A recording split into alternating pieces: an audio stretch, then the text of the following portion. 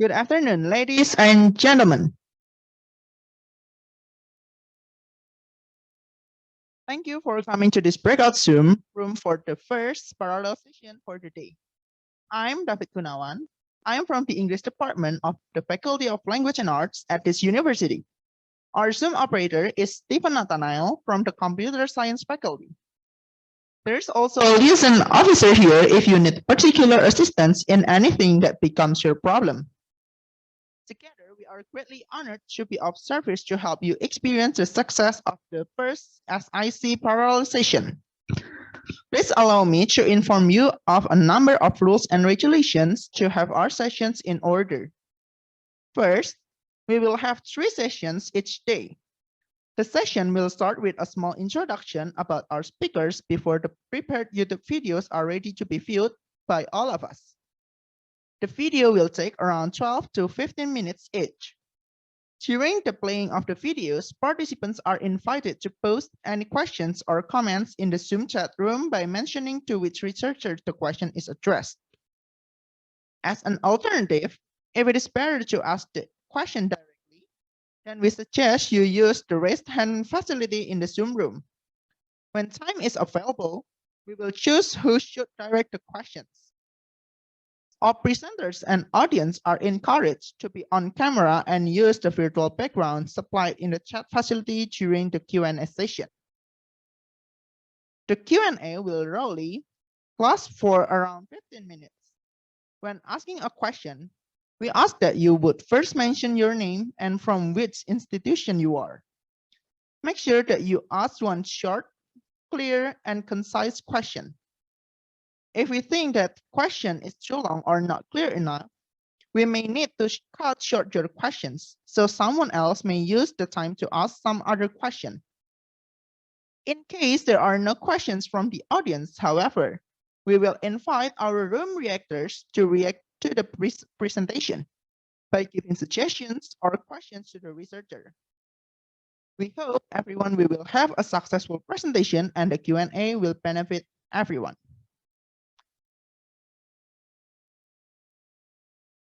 Dear presenters and audiences, now is the time for our first session of researchers to present their research with the title, Efforts for SMES Survive During a Pandemic, Comparative Study on SMES Social Support in Banjarbaru and Sumedang.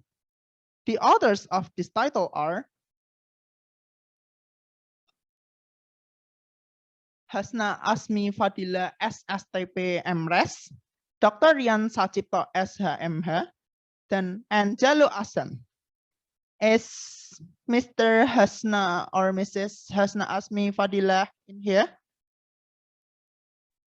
Yeah, thank you for your check. I think I'm still unable to share my screen. Oh, okay.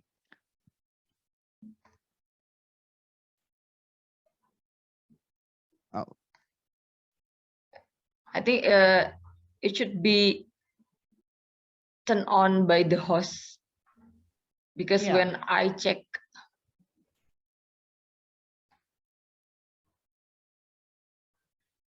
Okay, now that we are all ready, please unmute yourselves so we may enjoy viewing the first YouTube presentation. So without further ado, let's begin our first sessions. Okay, thank you. But I think I'm still unable to share my screen, or could you help me to share the file? Yes, we will try to do it.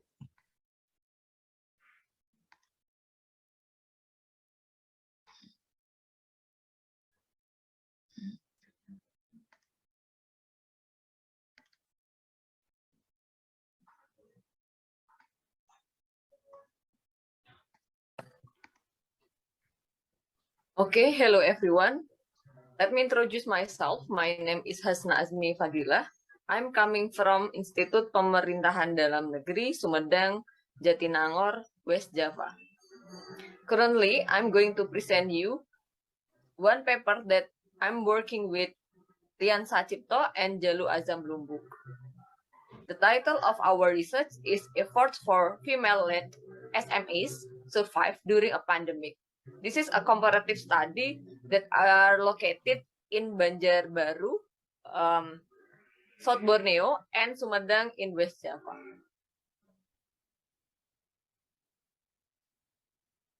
If I have to mention the background, we are looking for how entrepreneurs, especially the female-led entrepreneurs, benefit from social support. In the last 2 years, during the pandemic, there is up and down of the economic growth in Indonesia, especially regarding to the growth of SMEs.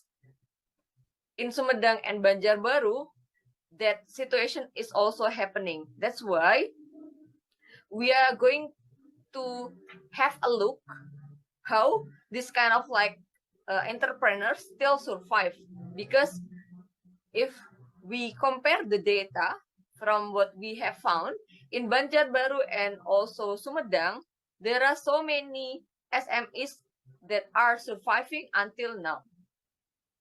Through a qualitative study that applies observation and in-depth interview, we saw how social support from the household become essential because it is an integral part of the everyday activities of entrepreneurs. This is in contrast to the perception of social support, because usually in the last research, social support always seen as a static aspect. But our finding illustrates that the social support for the SMEs is very dynamic. It is also ongoing process, which is core to pandemic survival. We also challenge the perspective that households are simply repositories, and also they are only passive recipients of entrepreneurs. We also found that social support is necessarily interactive, whereby entrepreneurs and households play a collaborative roles. Finally, to understand what this theory applies in general context, we conduct very different perspective on these cases. We look at the cases in Banjarbaru and also we look at cases in Sumedang, because in the end, when we have more than one location of research, we can conclude whether this theory applied in general context or in specific context. Thank you very much. We look forward for your suggestion and conclusion for this research. Thank you.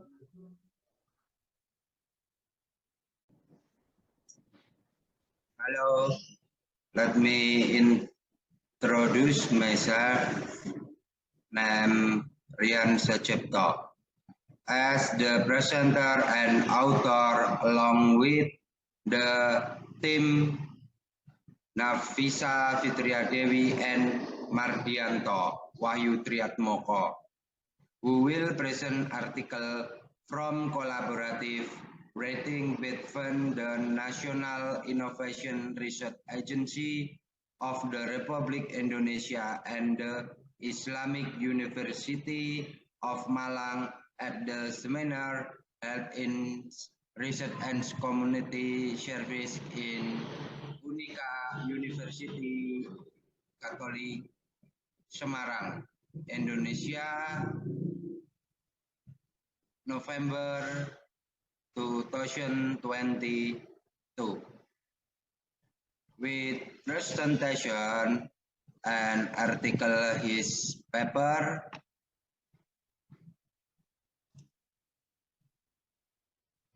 legal analysis of environmental impact due to gold mining in Tumbang Pitu Banyuwangi Regional Government.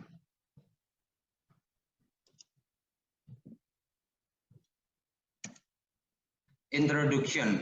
Lesson and unlisted gold mining today process a greater than to every element of society affected by natural destruction arising from mining activities and related parties. namely in this case the central government to local government. The regulation confirmed the environmental damage is changed in the from or direct of indirect environmental condition in the form of physical or liquid contaminants due to mining, which have standard provision in the occurrence of environmental damage. Therefore, it is important to carry out of effort that starting business in the mining sector by having a head enough insight into impact of the business activities carried out, namely environmental problems. Basically, every element of the state is need to make it happen because environmental problems are a common problem. Only in practice, a formal control body with legal authorization is needed.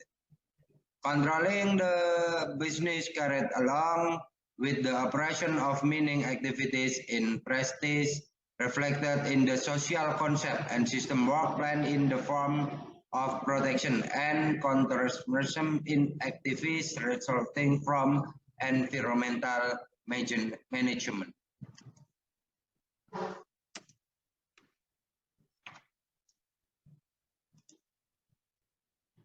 This picture furthermore does explain the problem that occur which will be conveyed in the result of this article Tumpang Pitu Banyuwangi government.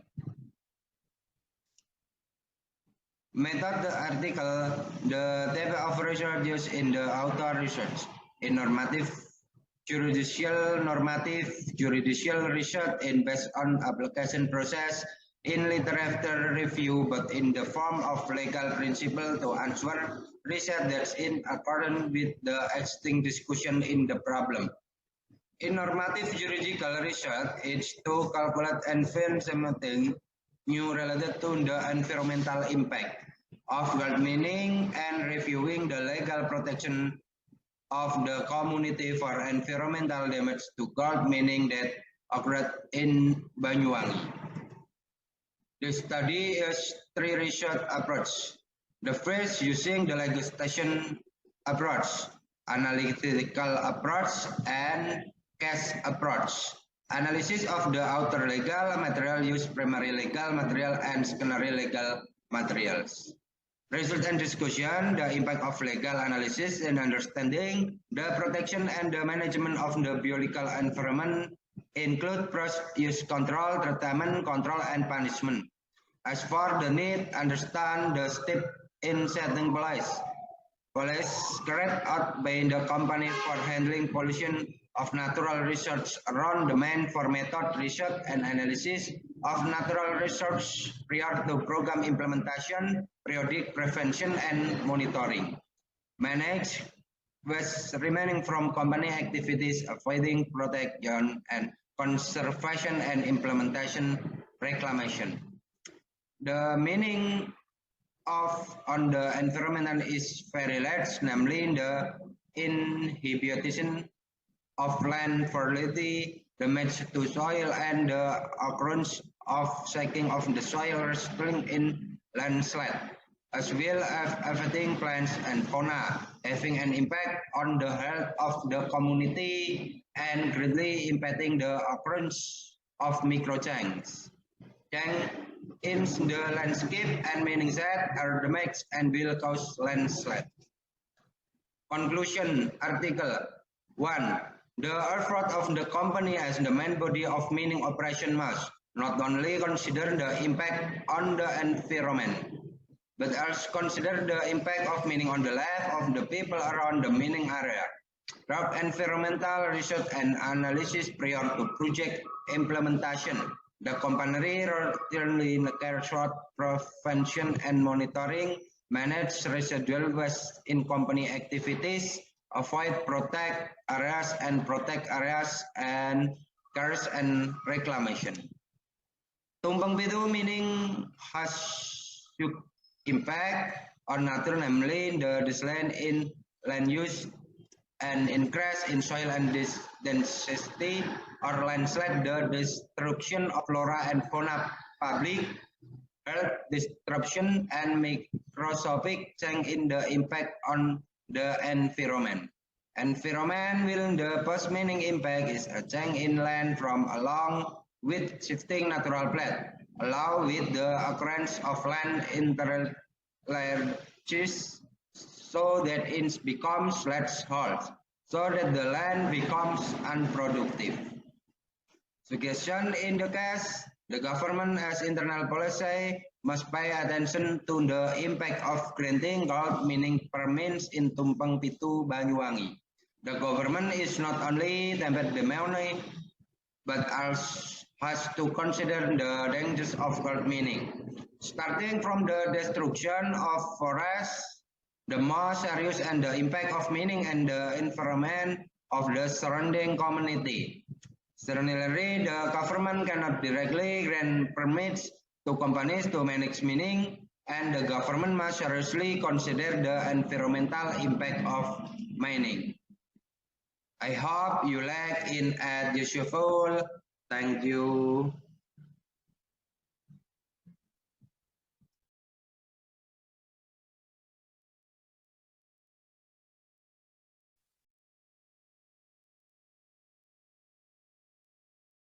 Okay, thank you for a fruitful presentation during this first session. Let's now continue with the second session with the title, The Role of a Companion to People with the Community-Based Mental Disorders. The author of this title are Dr. Soetji Andari, M.Si, Dr. Husmiati Yusuf, M.Soc.Sc.PhD, Dr. Elly Kuntjorowati, M.Si, and Mr. Akhmad Purnama, S.Sos, M.Si. Is Dr. Soetji Andari in here?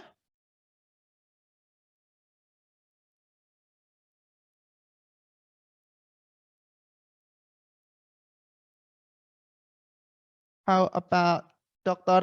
Husmiati Yusuf?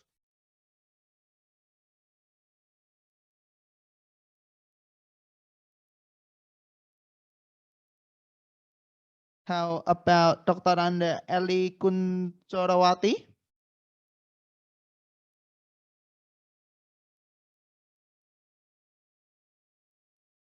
Then how about Mr. Akhmad Purnama?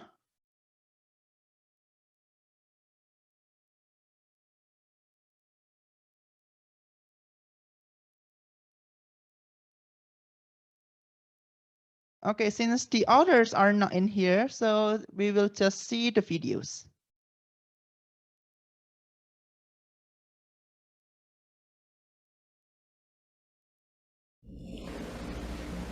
Assalamualaikum warahmatullahi wabarakatuh. Good morning, ladies and gentlemen. I'm glad to see you all. Let me introduce myself. My name is Soetji Andari, and my team are Tias Eko Raharjo, Warto, and Suryani. We are researchers from National Research and Innovation Agency, or BRIN. As you can see on the screen, our topic is adaptive disaster mitigation based on local wisdom on the slope of Merapi.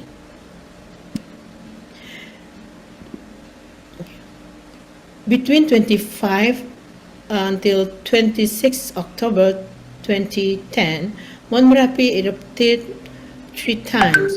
Thousands were evacuated from 20-kilometer radius around the slopes of the volcano. Hit the district Cangkringan, especially Umberharjo village, Lagaharjo village, and Argomulyo village. The value of local wisdom is believed to the basics for disaster mitigation effort, which aim to explore all cultural traditions, seek social-cultural linkage in disaster mitigation, and empower disaster-aware communities. Introduction. This traditional understanding of natural reality leads to the belief that nature provides clues to disaster. The value of traditional local wisdom builds a system of human social cultural behavior into an integral part of the environmental ecosystem, so that environmental sustainability is maintained based on binding customary rules in every process of the implementation of forest use. Regional Autonomy Law of 1999, the principle of regional autonomy is to have the authority to organize the interests of the community based on the principles of openness and community participation. The achievement of success should rely on the growth and development of initiative and creativity from the community, both in recognizing problems and needs, formulating goals, planning work programs, implementing activities, and evaluating the result of activities. Formulation of the problem. Based on the descriptive above, this research formulates the problem in the form of questions, namely, how is the form of local wisdom of rural communities on the slope of Merapi that is utilized in effort to mitigate the eruption disaster? What is the meaning of each form of local wisdom of rural communities on the slope of Merapi in relation to eruption disaster mitigation effort? Research purposes. It is known that the form of local wisdom of rural communities on the slope of Merapi is utilized in effort to mitigate the eruption disaster. It is known the meaning of each form of local wisdom of rural communities on the slope of Merapi in relation to effort to mitigate the eruption disaster. Benefit of research result. As input of the central government and various competent institutions is setting policies, the disaster victim management,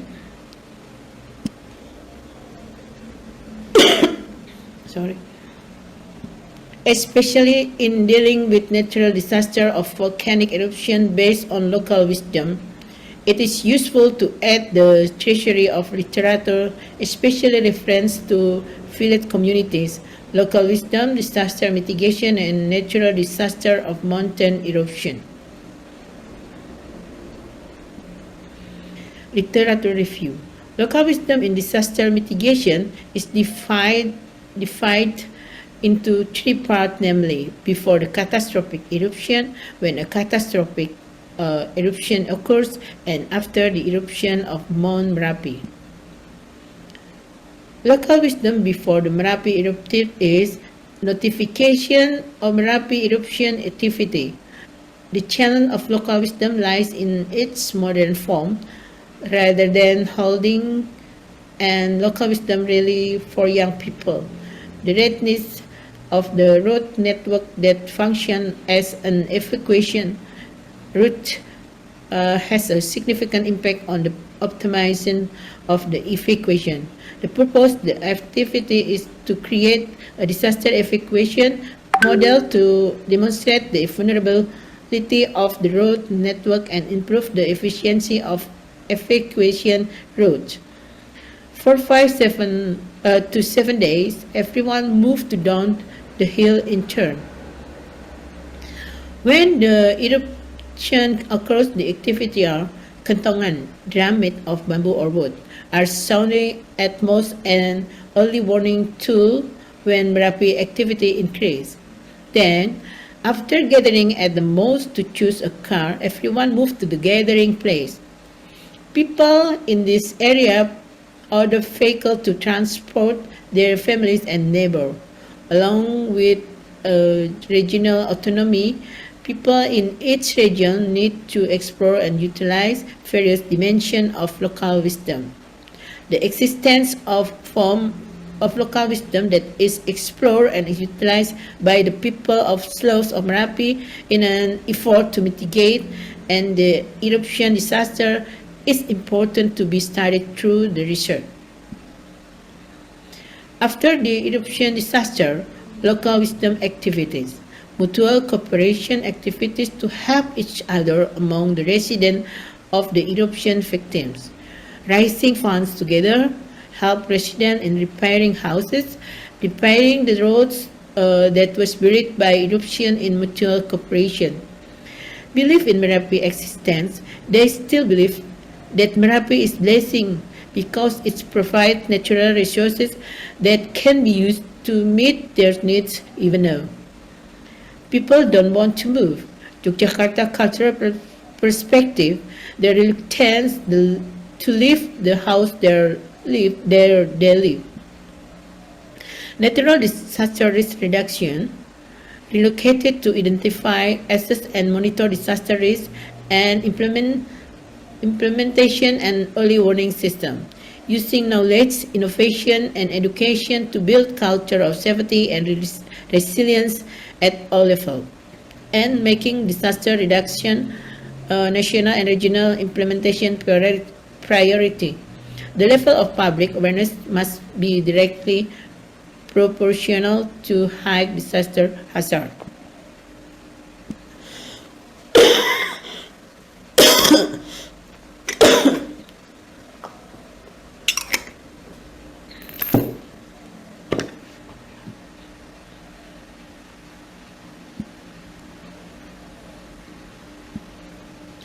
People believe in disaster. People believe that disaster can be prevented and can try to save themselves. The community believes that Mount Merapi has contributed to the local population as a source of life and livelihood. Thanks to its activity to emit incandescent lava that makes the soil fertile, and its eruption is the will of the rule of Merapi, which needs to be respected. Through local wisdom, customary institutional mechanism and the role of local leaders can be prevent and overcome disaster and create habits of disaster risk reduction through an attitude of life that is friend with nature to deal with disaster. Method. Type of research. This research uses descriptive, qualitative research method, descriptive analysis. The research was conducted in Umbul Harjo village, Kepanewang, Cangkringan, Sleman Regency. Aims to find out the form and meaning of local wisdom on the slopes of Merapi in an effort to mitigate the eruption disaster. It was research subject. People around Umbul Harjo village, Kepanewang, Cangkringan, who know and are able to explain the problem of Merapi eruption and mitigation. There are 30 informants consisting of village heads, community leaders, religious leaders, and surrounding community. Research procedure. Began the observing various local wisdom related to the eruption of Merapi. Conducted interviews with various community resource persons, as many as 30 people who understand and have the ability to explain local wisdom, the eruption of Merapi and its mitigation. Umbul Harjo village head, Merapi disaster preparedness, village administrator, caretaker of Merapi Labuan, performer of Merapi Labuan. Genuine victim of natural disaster, Merapi eruption disaster and management of arts and culture association like Salawatan, Ketoprak, Jatilan, Dance, Hadroh, and Mocopat. Make observation through the habit of the people around Merapi, both socially, culturally, and religiously. Research method. Research site melalui the selection of research areas should consider the focus of the study, problem formulation, and explore the theory of the substance use, geographical and practical limitations such as time, cost, and energy also need to be considered. This research was conducted in the Sleman Regency, the Yogyakarta taking the location setting of Umbul Harjo village Cangkringan district. Data collection technique interview are addressed to several informants, including formal figure, village head, village official, regional disaster management agency, village community protection agency, hamlet or head of activity group, chairman of the Citizen Association, Village Community Resilient Institute, neighborhood chairman, and as well as non-formal leader, traditional leader, community religious leader, caretaker of Merapi, perpetrators of the tradition of the port of Mount Merapi, victim of the eruption of Merapi, elder of the Arts and Culture Association. Observation, this technique is used observe directly, careful about local tradition, custom, art, and culture. Literature study, collect various literature as the basis. Support for the studies such as definition, concept, theory, and paradigm related to research themes covering village communities, local wisdom, disaster mitigation, and volcanic eruption natural disaster. Data analysis was carried out using a technique developed by Mills and Haberman, namely through the data reduction or displays data presentation include conclusion drawing. Result and discussion. The following is a form of local wisdom in Umbulharjo village that is preserved and utilized by the community in preparedness for the Merapi eruption natural disaster. Local knowledge of the community, including local initiative and local technology in the form of religious activities, guidance on Javanese philosophy through education, courtesy, correct Javanese language, establishment of dance studios, formation of Mocopat associations, work together, gotong royong, jimpitan, raising social fund from public. Local culture, including traditions such as Labuan and Nyadan, art Selawatan, Ketoprak, and Jatilan expression, always remember and be alert, sing eleng lan waspodo. Surrender our Sumara, receive sing narimo, in harmony will form a force, Rukun Agawe Santoso. Local skill, farming, raising livestock, and making animal feed based on organic. Local resources, human resources, mind, energy, and ability to think objectively and consciously.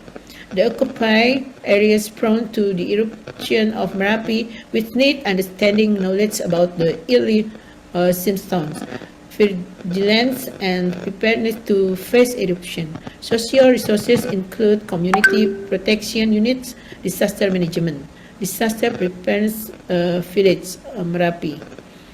Local social process, including pattern of rural-style social interaction with full kinship. Group solidarity, developed based on the Javanese philosophy, eating doesn't eat as long as it gathers. Mangan orang mangan kumpul, with a point the value of social solidarity, caring, mutual cooperation, togetherness, harmony, help, and tolerance. Recommendation. The government needs to formulate policies for the preservation and utilization of local wisdom in natural disaster-prone areas for disaster mitigation, made by involving various related institutions, including the Indonesian Ministry of Social Affairs, Ministry of PUPR, Ministry of Education and Culture, Ministry of Tourism, and BNPB. Referring Law Number 13, 2012, the government of Yogyakarta should formulate a socialization program involving the education office through educator, the social service, and regional disaster management agency, who assigns district social welfare workers, disaster prepared cadets or Tagana, quick reaction team or TRC, community social worker or PSM, disaster preparedness village or KSB, Kampung Siaga Bencana, and disaster resilience village atau Desa Tanggap Bencana. Thank you for your attention, and wassalamualaikum warahmatullahi wabarakatuh.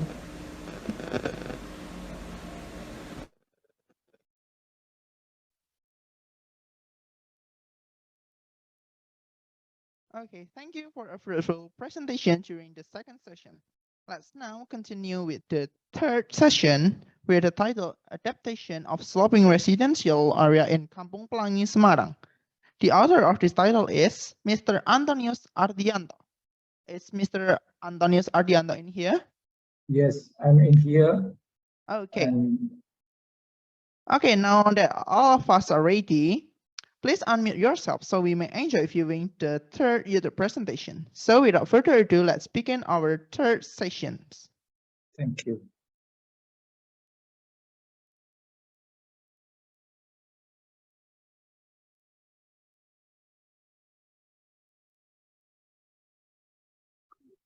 Hello everyone. Introduce me. My name is Antonius Ardianto from Architecture Department, Sukyo Pranoto Catholic University.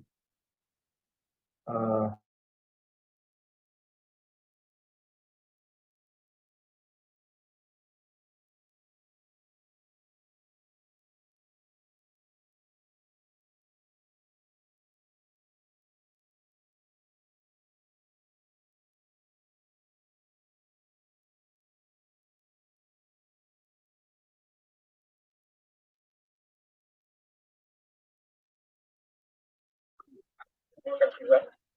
Introduce me. My name is Antonius Ardianto from Architecture Department, Sukyo Pranoto Catholic University. Let me share the screen.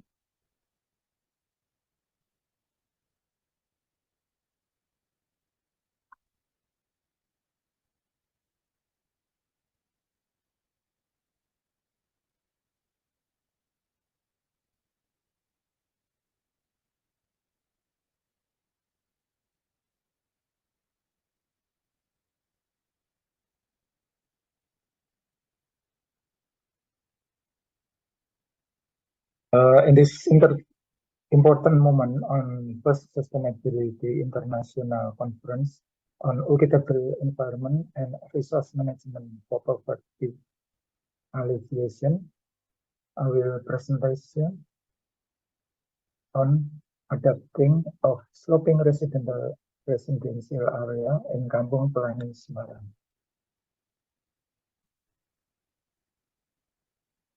Kampung Pelangi is popular as a colorful kampung in Gunung Prentik, in small hill in Randisari village, South Semarang sub-district. Kampung Pelangi is a part of thematic village program in the city of Semarang, a program initiated by the Mayor of Semarang for the improvement slum settlement in Semarang in 2016, which is funded by the amended regional development and expenditure budget. You can see the picture. The structure of residential space in Kampung Pelangi, which is located in contour area with a slope from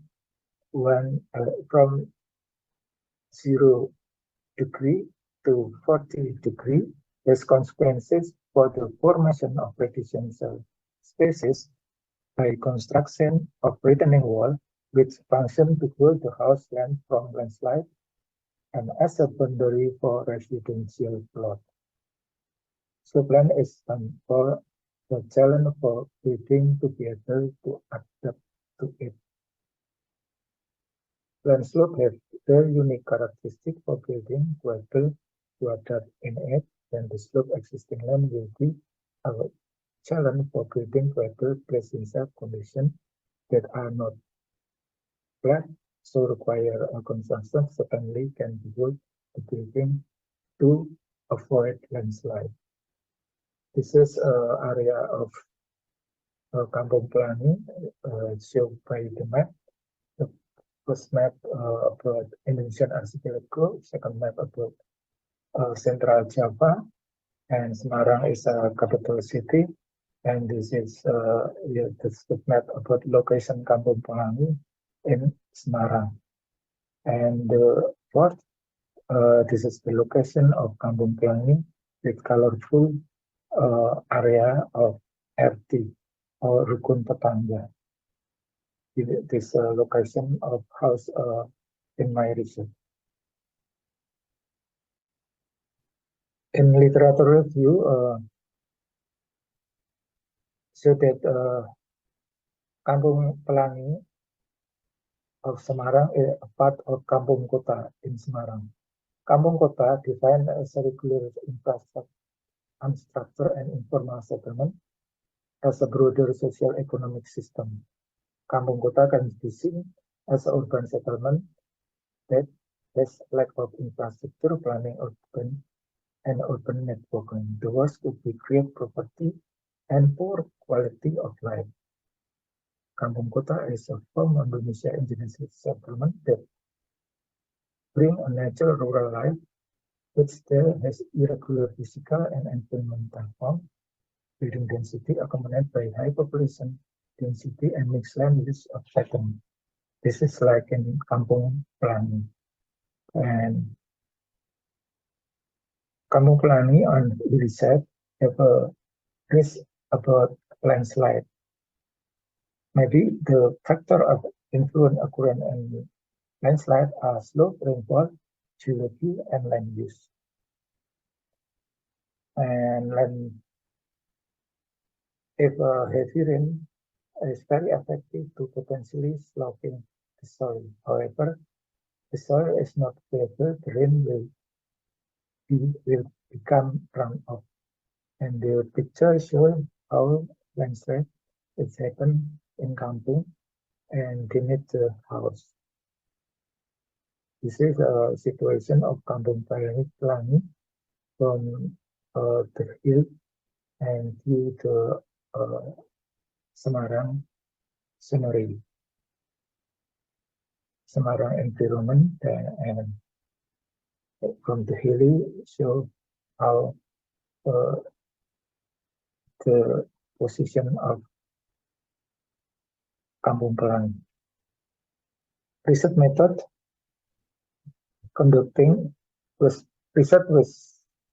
research was conducted and using descriptive qualitative research method. The research approach was carried out by interviewing the resident of Kampung Pelangi. In the case of the static housing and field observation of the condition of the house and the slope and surrounding environment. The data collection was carried out by drawing plan and a piece of building of determine the position and the house again condition of slope Kampung Pelangi. There are 4 cases of residential building on the slope of Kampung Pelangi.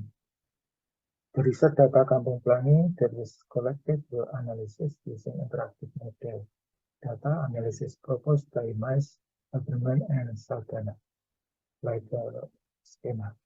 This is the location of Kampung Pelangi, and this is a colorful of Kampung Pelangi. So in the photo, like a rainbow kampung, famous in rainbow kampung too. This is a 4 house object of the research house 1, in here house 2, in here house 3, in here, and house 4 in here. This is a case of house 1 shown by the picture and the plan, floor plan, and the section. And this is retaining wall, high retaining wall to high retaining wall, almost same to high of the house like this. This is extreme cases, and this is soft retaining wall. This is different cases, and this the house like this in the photo. Then this is the floor plan, and this is the section and split area. This is in top area, and this is in below area. And this is a unique floor plan because the building is linear because they restricted by contour, short contour, or sharp contour. And this situation is short area for housing, like this in section. And the fourth case, maybe a big one of the cases with various room. And now discuss about residential adaptation.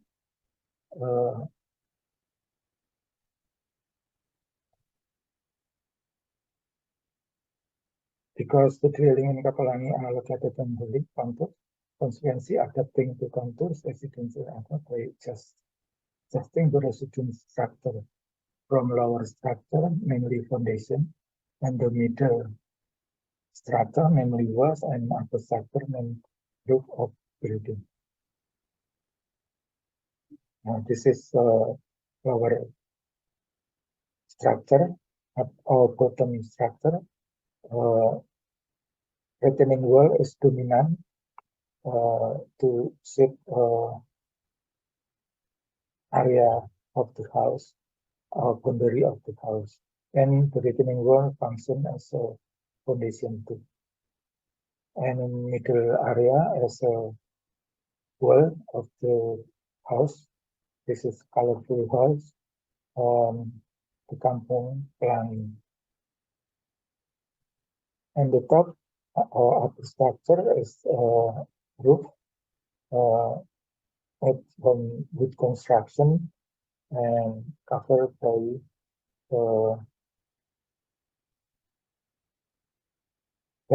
material from apistol and clay tile. This is adaptation because the contour and position of the house, so make the area of circulation of kampung is very unique because adjust by the position of the house. This is a strategy for adapting housing. Is use cut and fill like this to make the space for housing. This is area testing. And the conclusion is of this on research conducted on adaptation in kampung planning. It can be concluded when adaptation of housing on slope in kampung planning is carried out by building house by making land boundary for retaining walls, which also containing house building foundation using a cut and fill technique. 2. The structure of the house in kampung planning generally consists of 3 parts, namely the lower structure, in the middle structure, and from a brick wall, and upper structure from a wooden construction with the tile covering asbestos. The layout residential houses has living room, family room, bedroom, and kitchen in kampung planning must adjust the slope of existing land contour to create an effective space that can be used. For residential adaptation to contour housing has consequences for living in residential neighborhood with a steep slope and land with the consequence that road access can only be reached by instrumental road instead that conform to the existing house plan. This is the end of my presentation. Thank you very much.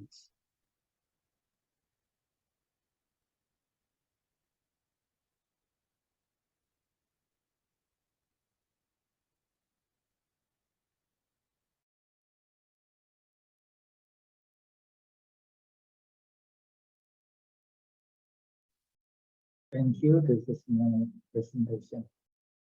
Okay, thank you for a fruitful presentation during the third session. For further details on all of the speakers' biodata can be found in our program book, which is available in everyone's email. Let's now open the Q&A session.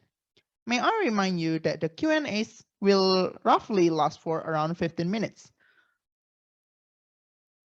Okay, for the first question, you may just type on the chat box, or you may use the Zoom facility to use your raise hand.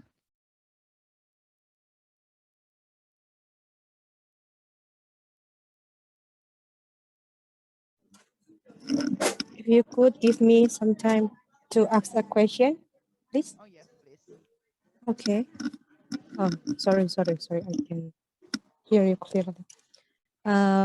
For the first question, I asked to Mr. Rian.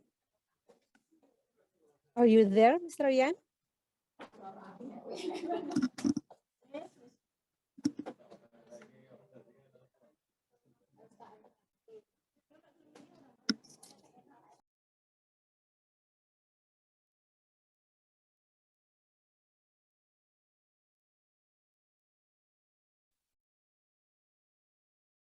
Sorry, is it for the first presentation about efforts for semester 5? The second press of Mr. Rian. For the role of companion to people with the community-based mental disorders? Mr. Rian, the first presentation with Dr. Rian.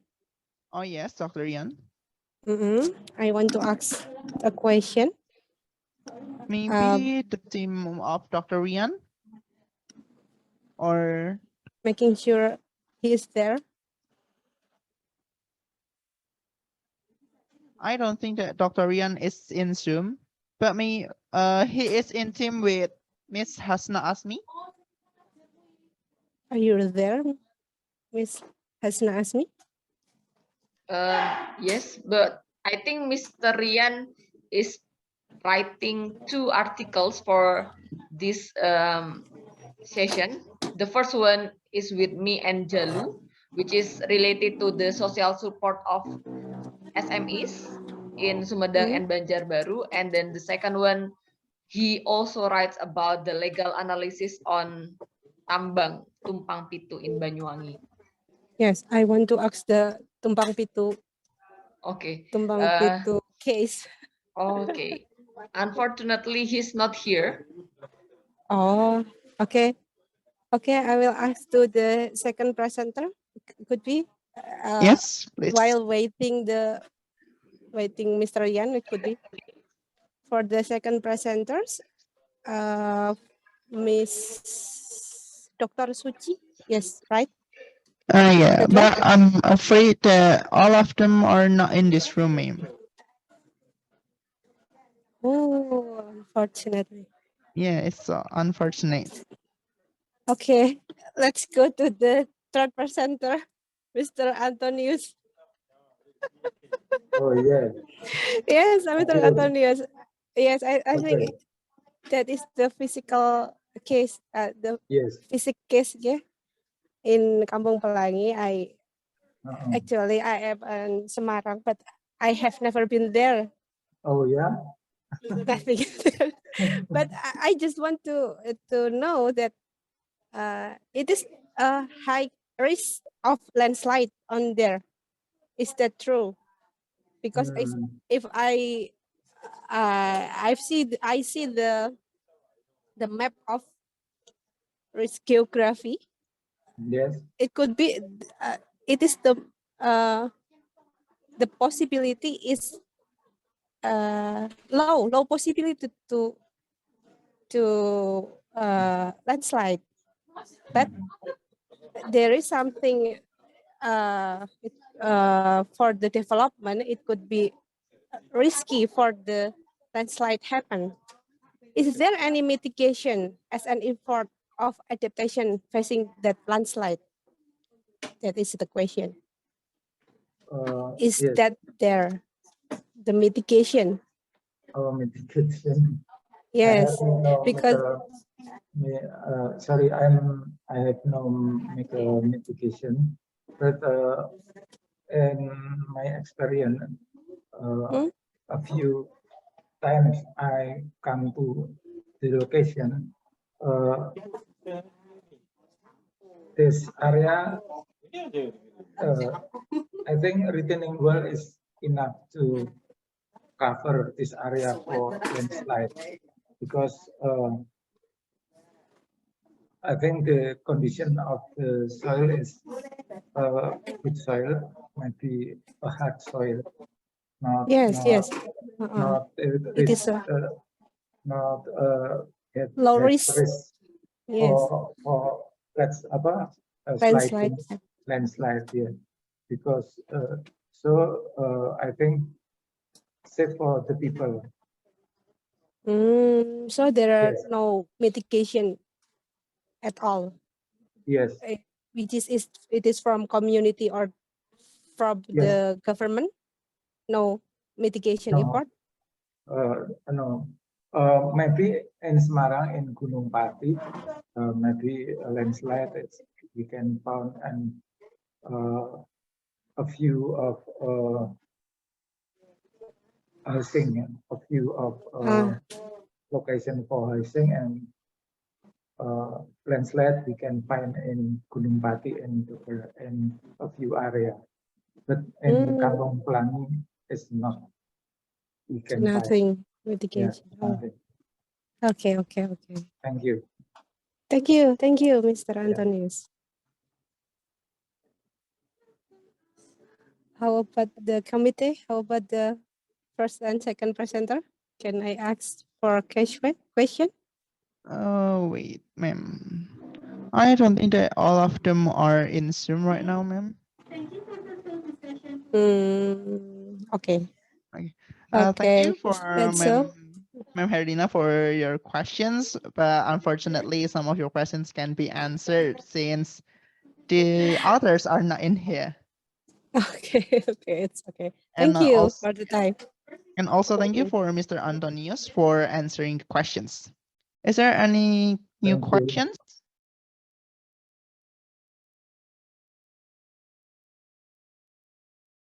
Okay, there's a question from Ms. Krismalita. For the first presenter, how do government contribute to provide societal and financial support for entrepreneurs during pandemic?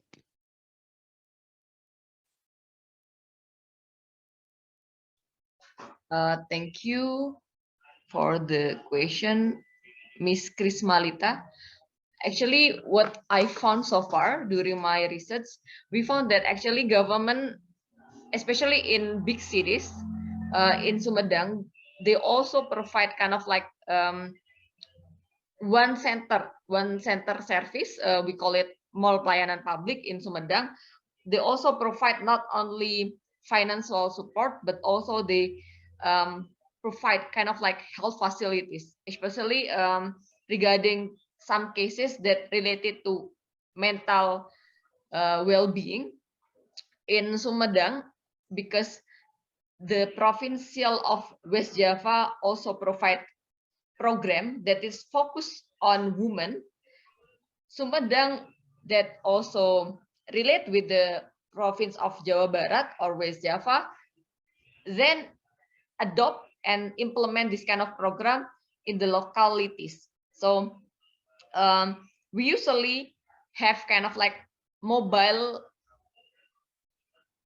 health center that trying to commute from one city to another city, and they usually tell the public when they are going to go to the public service mall. So 1 week before the service, the government will announce to the public that they will be there, and people can go there, especially the female lead SMEs. They will go there and then consult about the mental well-being, sometimes related to psychological factors, and it is very helpful for the SMEs, especially coming from the women SMEs. They are trying to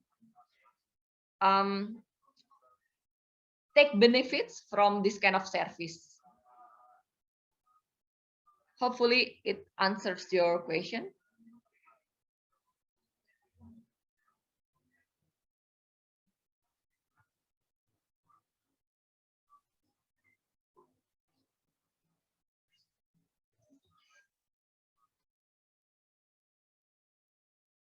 Okay, it answers, ma'am. Okay, thank you for Miss Krismalita for your question, and thank you for Miss Hasna for answering. Okay, is there any third question for this session?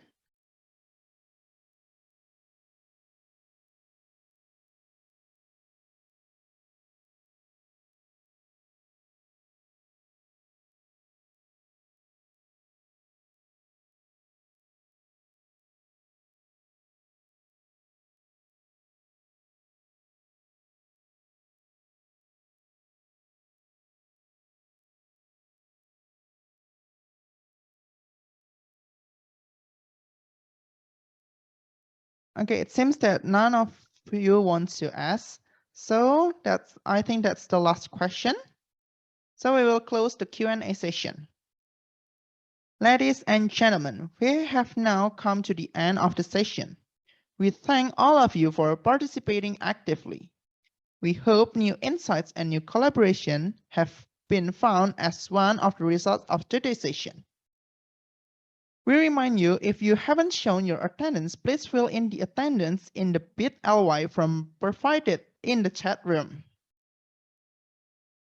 Okay, now I would like to invite all of you to open your camera because we will have a photo session.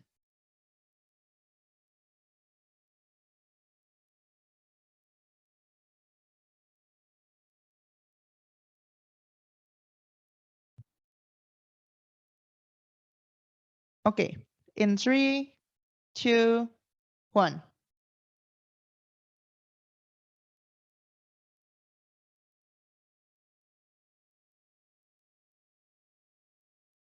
Okay, I'm sorry, there's a technical issue. In 3, 2, 1. Okay, now we can choose the other style. In 3, 2, 1. Okay, thank you. Okay, thank you once again for participating. We hope to see you again in another interesting and intriguing plenary and parallel session. We sincerely hope you will continue to have a fruitful day. Thank you. Good day. Good day. And Thank for you, everyone. and I would like all Thank you. Thank you, certificate for Herlina. the presentation to appreciate your You're participation. welcome, Mr. Antonius. Yeah.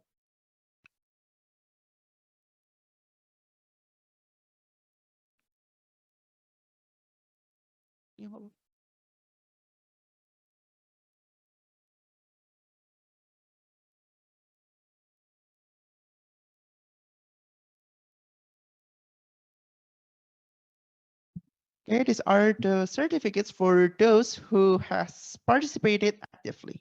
Thank you and have a good day. Thank you.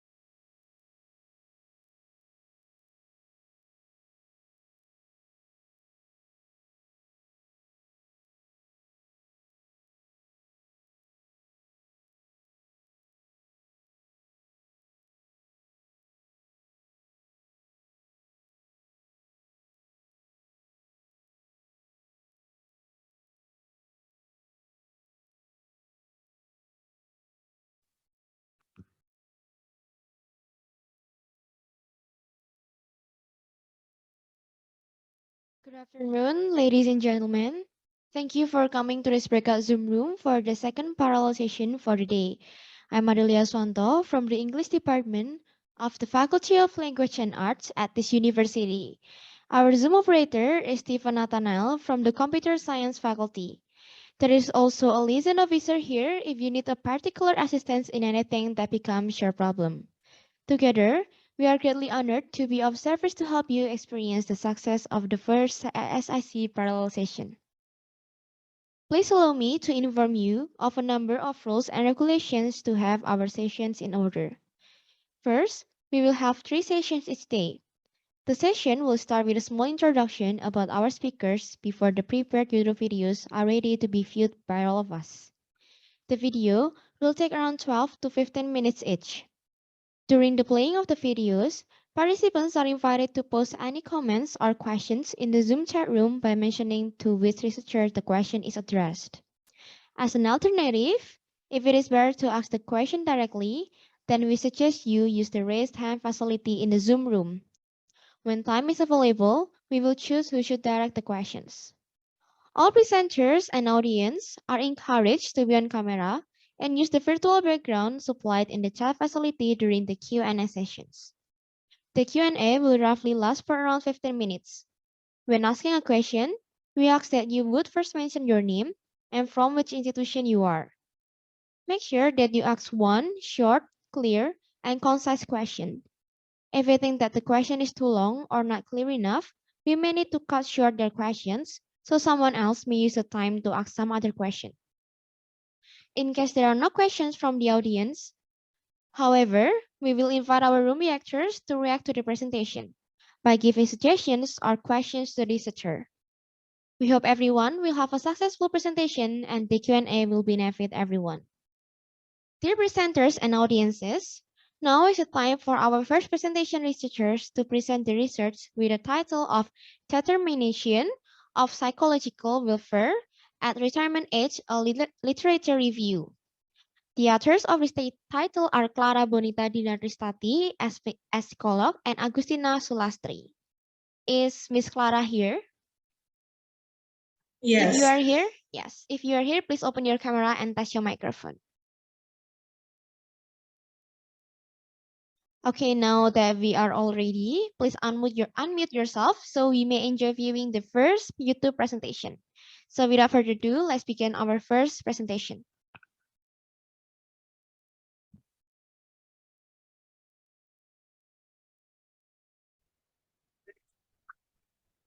Good afternoon, ladies and gentlemen. Allow me to thank for the opportunity that has given to us to present the article with the title Determination of Psychological Welfare, Well-being at Retirement Age, a Literature Review. First, let me introduce the author's team. My name is Clara Bonita Dinaristandi as first author, and the second author is Agustina Sulastri, PhD. And we are from Sekio Pranoto Catholic University.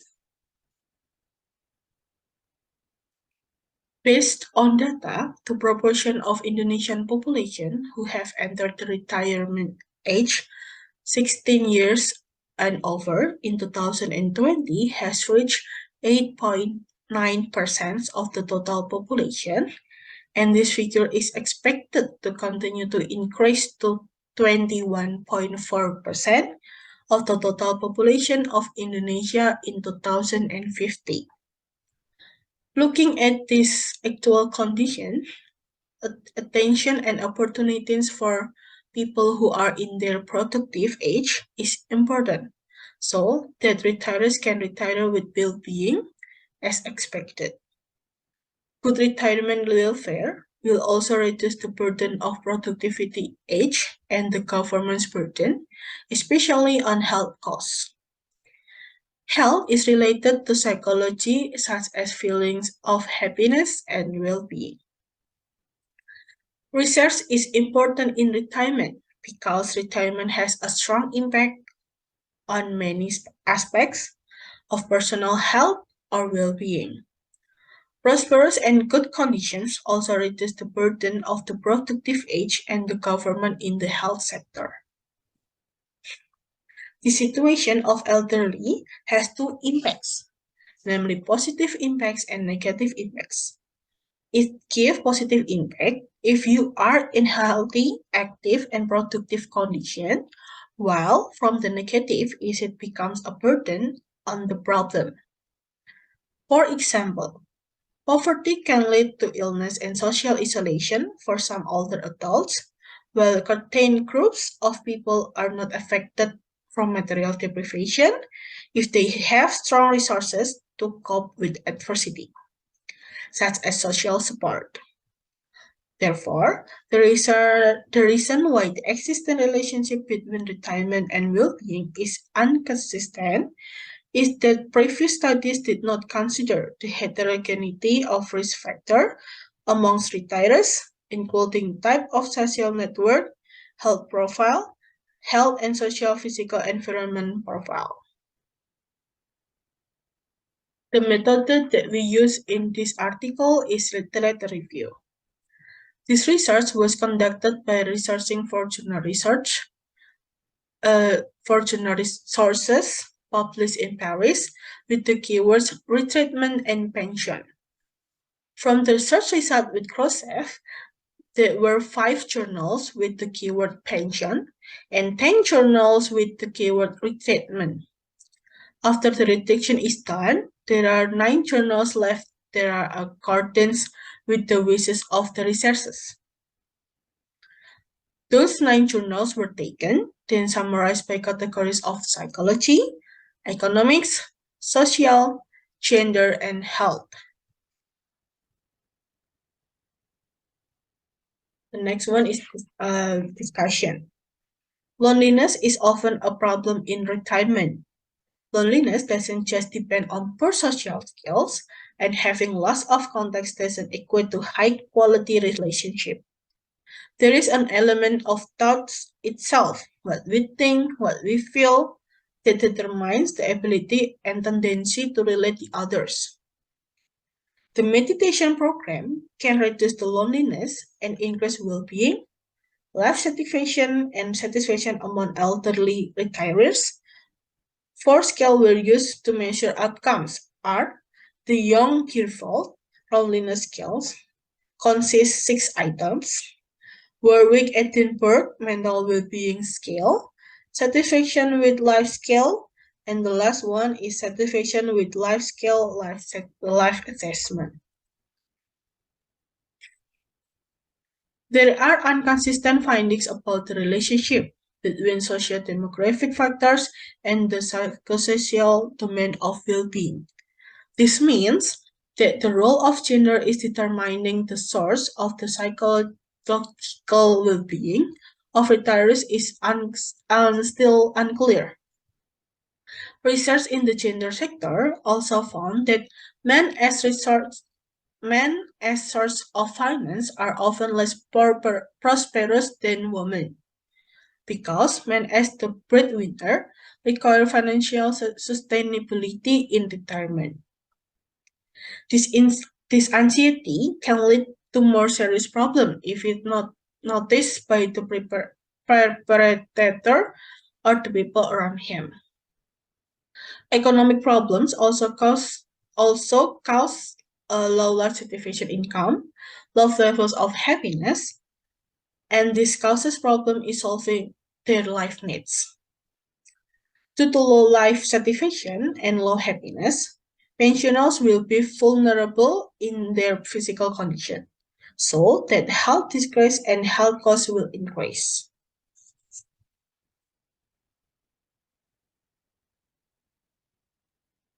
The last one is conclusion.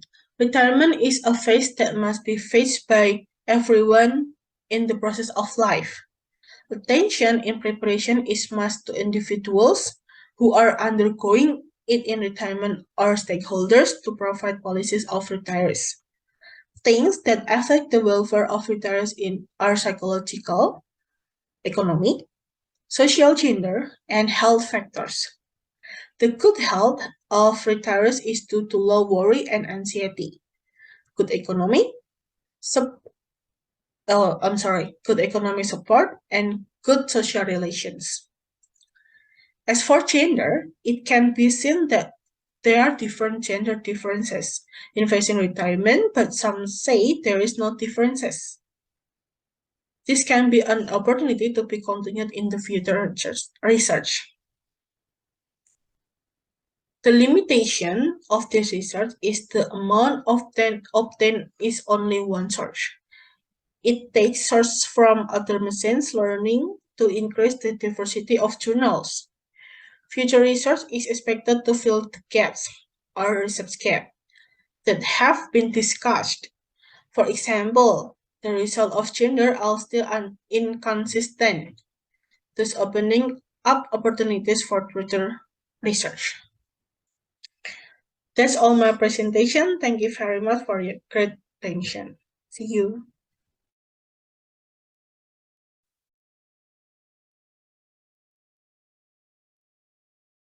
Thank you for the first presentation.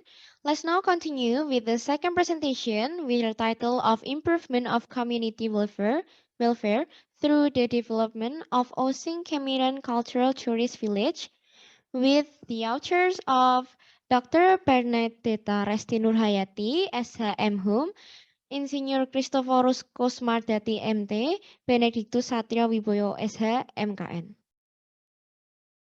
Is Dr. Bernadetta here? Yes, I am here. Okay. Now that we are all ready, please unmute yourself so we may enjoy viewing the second YouTube presentation. Without further ado, let's begin the second presentation.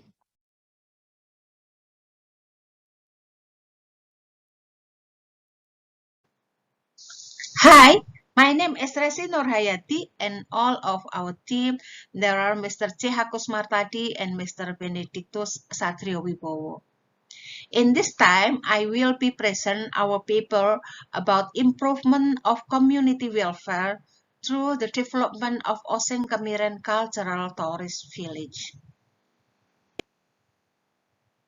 Kemiren is a village located in the eastern side of East Java province. There live Osing tribes who are natives and keen to preserve its cultural legacy. They are an agricultural society who depend on crops and farms.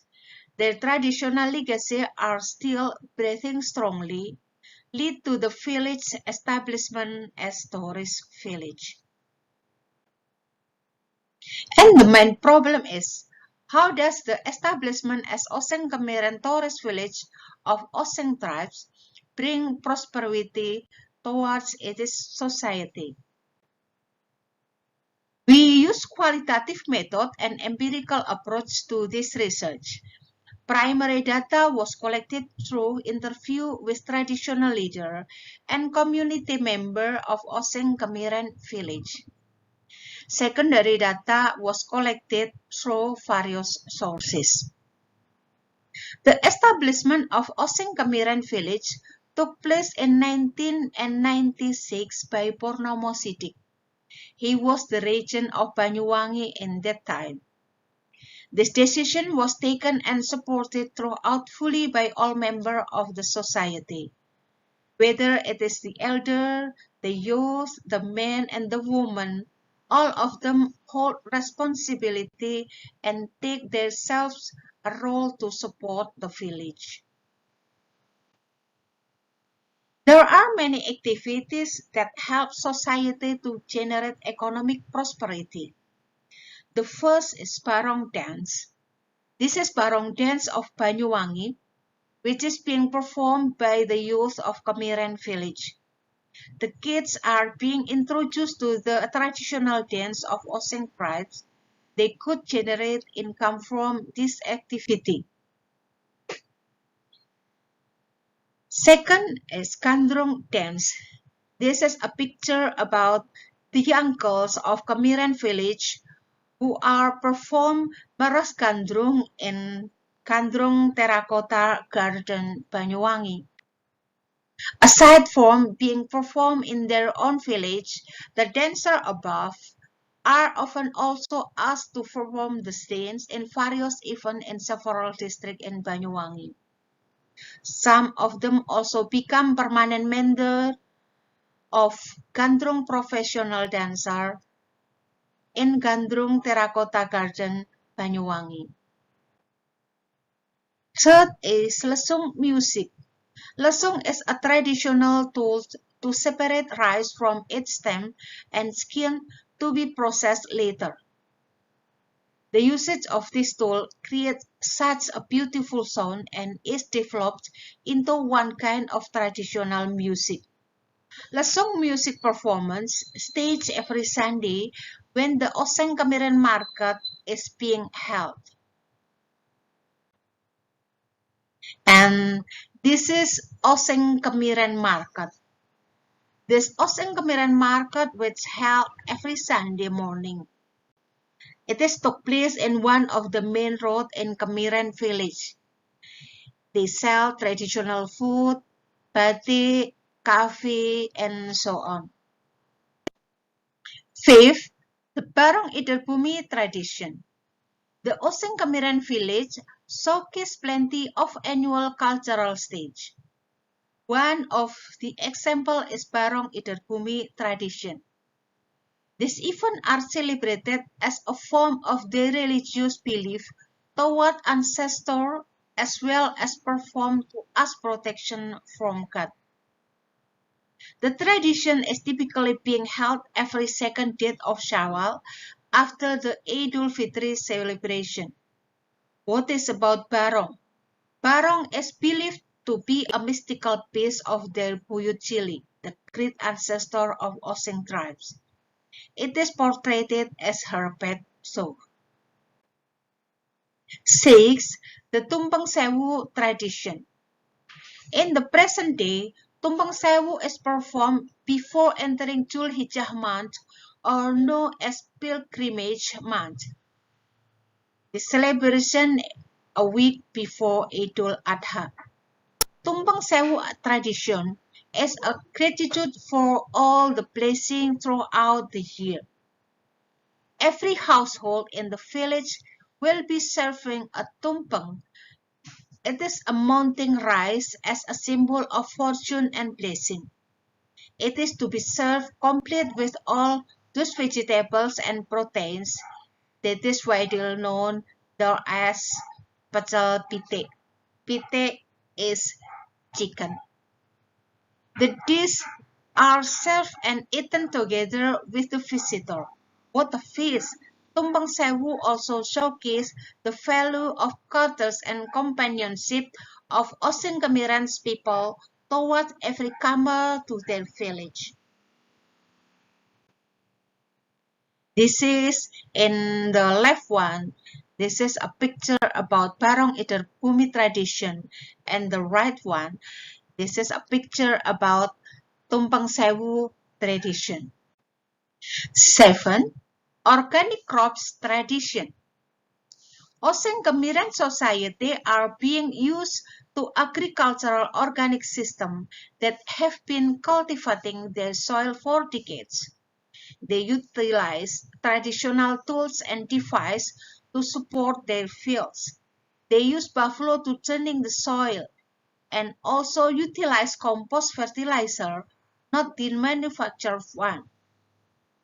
All of those agricultural systems as a package is being showcased and in demand as one of a content in their possession as tourist village. Moreover, the tourist and visitor can choose the other tour package, be it dancing practice, cultivating the fields, or even cooking their traditional dish. This is the tradition of growing organic rice in the village. 8. Homestay. The opening of the tourist village also brings further opportunity to the natives to offer their places as affordable guest house to the visitor who are keen to join them in their daily activities. The right one, there is a visitor cook with traditional stove. And the center, this is one of homestay in Kemiren village. The right one, this is a picture about the sitting room of this homestay. And the conclusion is the establishment of Oseng Kemiren village as tourist village has been bringing so many opportunities to develop and improve community well-beingness. It is because every activities are creatively offered to attract interest of the tourists and contributed by the member of society themselves. Okay, this is our presentation. Thank you for watching.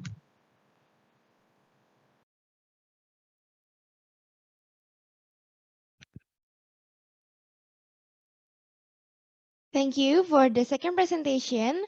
Let's now continue with the third presentation from Muhammad Hilmi Asis S.Sos MECOM with the title of Integration of the Innovation Diffusion Model as the Development of a Community Security Strategic Communication Model, SDGs, SDG Program. Is Mr. Muhammad Hilmi here? Yes, I'm here. I'm If here. you are here, please open your camera and touch your microphone. I'm here.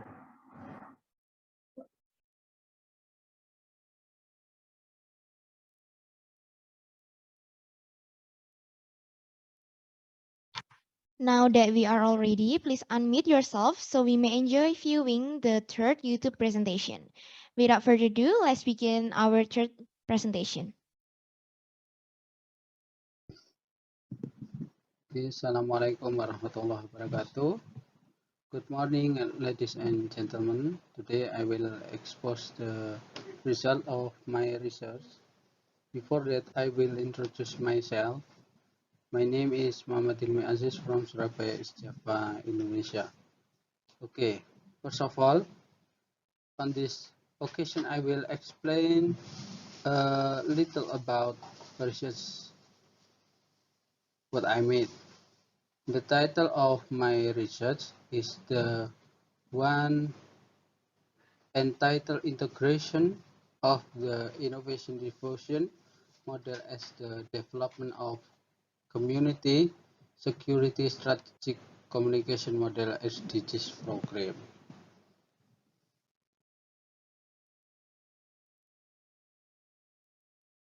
Research began what I observed that based on statistical figures shown by the Central Statistic Agency regarding the percentage of households who feel safe walking alone in their area of residence by province.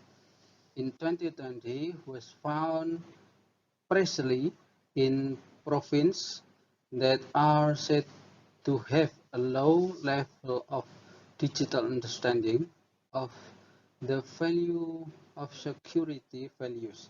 Meanwhile, in other provinces outside Java, it actually has a high percentage of households that feel safe walking in their own territory. This is very contrary to Abraham Maslow theory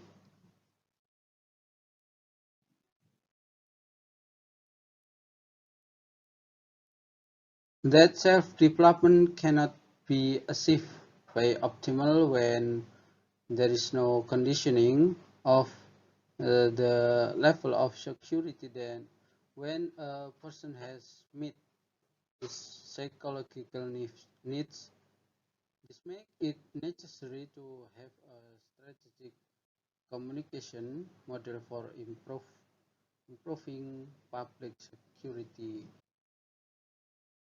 that is close to the SDGs Hope Index. So this scientific research aims to create a strategic communication model for improving public security that is close to the SDGs expectation index.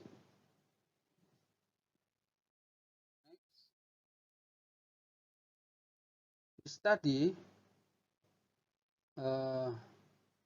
for this method of research use a qualitative descriptive tips that aim to provide an in-depth picture of the strategic communication, model of security management in the community in Indonesia. The data collection technique in this study is to use secondary data, namely through literature studies and review of research relevant to the study's focus. Okay, this is result about the research. So you can look for the model. This model, the title is Innovative Communication Strategy Model for the Development and Improvement of Public Security. After conducting research, it was found that there is comprehensive model as a form of modification in the application of strategies communication, where all elements of society, from the lowest to the highest, play an active role in realizing increased security. This is form of a model increased security as a form of fulfilling security in society in fostering safe development. From the models can explain about 2 points. The first, about the interaction of 5 elements in the communication strategy, namely innovation, communication channel, and then time, social system, and technology, can increase the community's sense of security or security. The second one, the interactive element of the modification of the innovation diffusion model becomes a whole and cannot be spared, implemented as a communication improve security.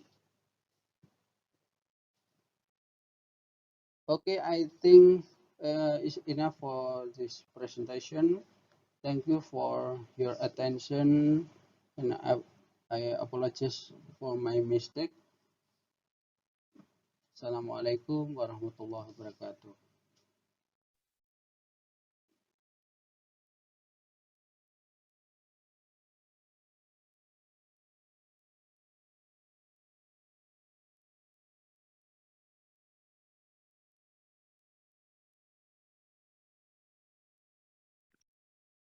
Thank you for the third presentation.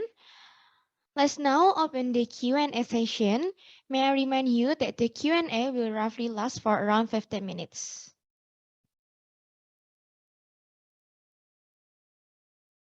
If those who are in the Zoom room have the questions, you can type it or you can raise your hand virtually.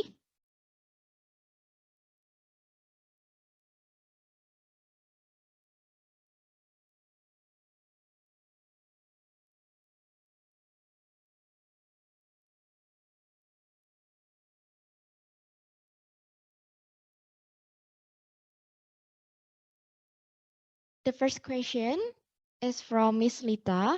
For the first presenter, are there any programs or training provided by government to prepare people for the retirement phase in order to minimize the negative feelings such as anxiety, loneliness, or worry? For the first presenter, you can answer the question. Okay, thank you for the time and thank you for Miss Krismalita. Okay, based on data that based on research that I found, I have found some governance program to improve employee welfare in facing retirement. The first is the government changed the salary structure of civil servant, or in Indonesia we call PNS. Currently, the basic salary of civil servant is considered to be much smaller than the allowance that have been received. So it is not balanced. The benefits obtained by civil servant are based on period of service, not based on performance. However, this program has an impact on state finance, namely swelling in state financial expenditures. The greater the basic salary of civil servant, the greater the funds disbursed by the state of civil servant pension funds. And the second one, providing geriatric training for the public health center officer. Geriatrics is a medical science that studies disease in the elderly. This training aims to make public health center officers able to provide services to elderly patients and based on their competency. This training can affect retirees. Retirees who get excellent service will feel happy and get better sooner, and their welfare will increase. And the third one, entrepreneurship training for civil servant who will enter retirement age. The government program period is the retirement preparation period in Indonesia is masa persiapan pensiun. This program aims to prepare employees who will retire mentally, financially, and build the emotional spirit of employees so that they are always in prime condition, even though they are in their retirement period. Now, through this training program, the government will access retired employees to find out what kind of business to run. Generally, the field of business carried out by retirees is a business in the culinary field. The expected from government is to produce 30% of productive retirees. This training has been carried out in several companies like Ministry of Religion, Suzuki Company, and Bank BRI. This program are only intended for civil servants, but I haven't found a government program that cover retired in swasta employees. Thank you. Thank you for the answer for the first presenter. For the second question is from Ms. Hani, a question to the presenters of Cultural Tourist Village Cameron. In the context of preserving culture to attract visitors, is it necessary to make an authentic deal between the government and local residents to protect it? For the second presenter, you can answer it. Okay, thank you, Mrs. Hani. I will try to answer your question. Right now, they not yet have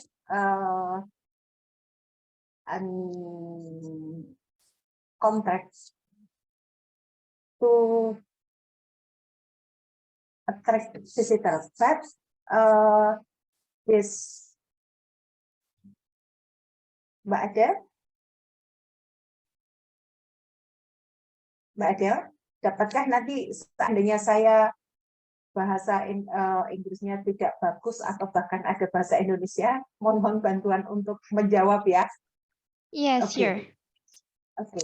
Jadi pada saat ini memang belum ada kontrak begitu ya, ataukah kontrak atau mungkin perintah begitu dari pihak pemerintah, pihak negara, pihak pemerintah untuk agar setiap warga di Desa Kemiren mendukung itu, tetapi secara otomatis dengan ditetapkannya Kemiren sebagai desa wisata, khususnya desa wisata suku Osing, maka mereka semuanya mendukung itu dan mereka melaksanakan itu sebetulnya tanpa bermaksud untuk menarik visitor, tetapi secara otomatis bahwa yang mereka lakukan itu selalu menarik para pengunjung. Dan yang menarik lagi dari Desa Kemiren ini bahwa dari pihak pemerintah daerah sudah membuatkan satu link, satu web begitu yang isinya adalah untuk mempromosikan Desa Osing Kemiren. Jadi Anda bisa men-track pada web mereka itu tentang apa yang dipromosikan di Desa Kemiren. Kira-kira itu Mbak Adel, mohon maaf saya menjawab pakai bahasa Indonesia. Yes, that's okay. I think I will try to translate the answer from the second presenter. For the second presenter said that all of the community from the village is fully support for to attract the visitors, and I think what they're doing is not on purpose, but it's automatically is like to attract the visitors, and also the government is trying to make a website or link to. There will be a link or website that will collect or consist of the village that they will try to put there, like what is the village, like the attraction and something that can attract the visitors that government is trying to make it. I think that's Thank answering the you. question for the. Yes, you're welcome. Yeah. Okay, for the third question is still for the first presenter from Miss Lita. How should family provide social support so that it can prevent negative feeling occurred in retirement phase? For the first presenter, you can answer it. Okay, thank you. The family could provide support emotionally by being there and assisting the retiree. Because the retiree tends to feel lonely because there's change in their routines. Social support can affect psychological well-being too. If the individual has good social support, his relationship with others will be positive. In line with Ray's theory, one of the dimensions of psychological well-being is positive relationship with others. Positive relationship with others will create warm relationship, trust between each other, have concern for the welfare of others, can show empathy, affection, and intimacy, and understand the concept of give and take in human relationship. Retirees who receive warmth from the environment and society will feel the acceptance, and this will improve the welfare of retirees. Thank you.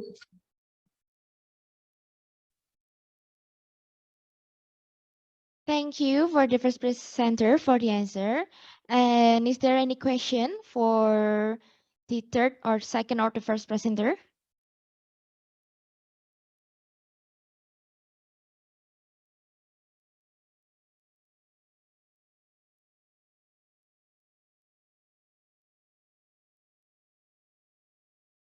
A question from Ms. Krismalita for the third presenter.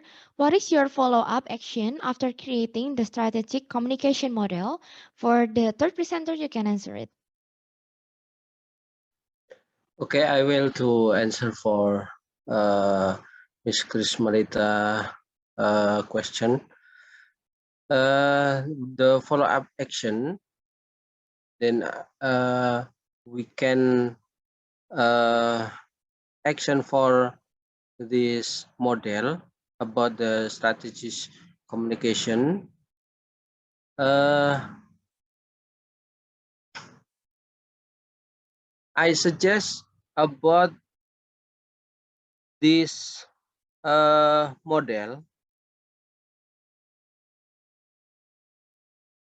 in improving security to then be able to produce a sense of security as discussed in this section about the use technology as a communication strategy model to improve public security. Me or the author offer a technology that is later called an integrated system of CCTV with social system, or we can call this system is CCTV in SOSIS. This technology concept combine artificial intelligence implemented in CCTV and installed in residential areas with a level of vulnerability to crime or something that cause disruption or security in this community. Okay, thank you. I think this is my answer for action to follow up this strategy communication model. Thank you to the third presenter for the answer. Is there any questions? Is there any question for the first, second, or the third presenter?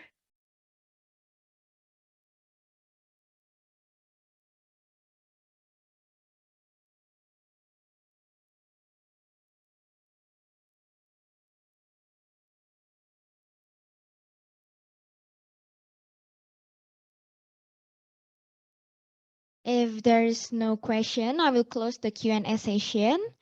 Now is the time to show the certificate to appreciate your participation.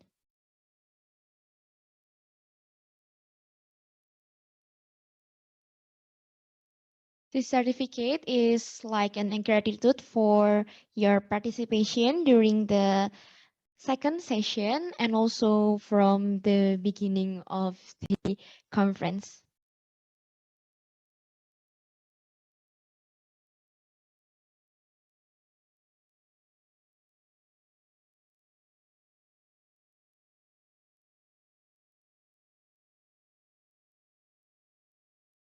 Thank you. And now we will take a photo for those who are in the Zoom room. You can open your camera and take a picture.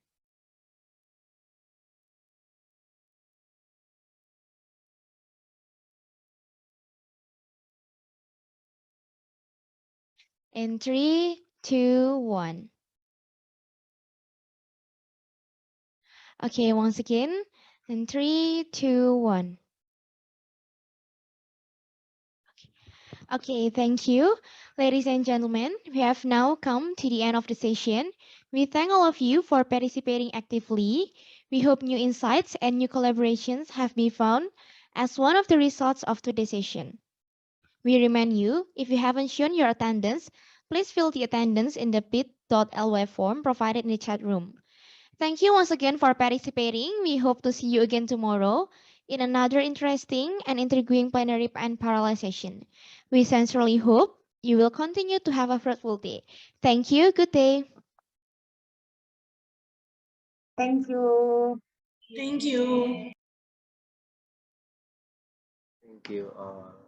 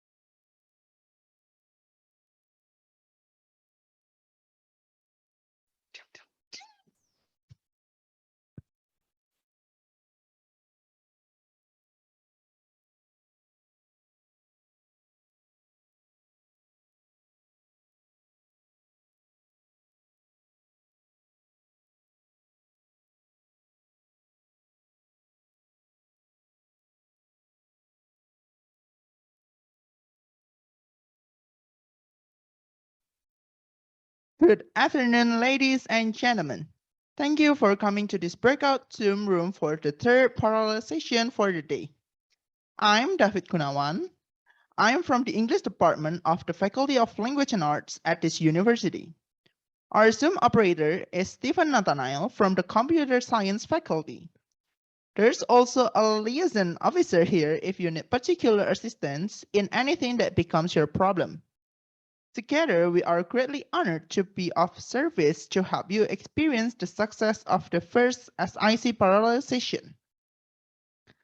Please allow me to inform you of a number of rules and regulations to have our sessions in order.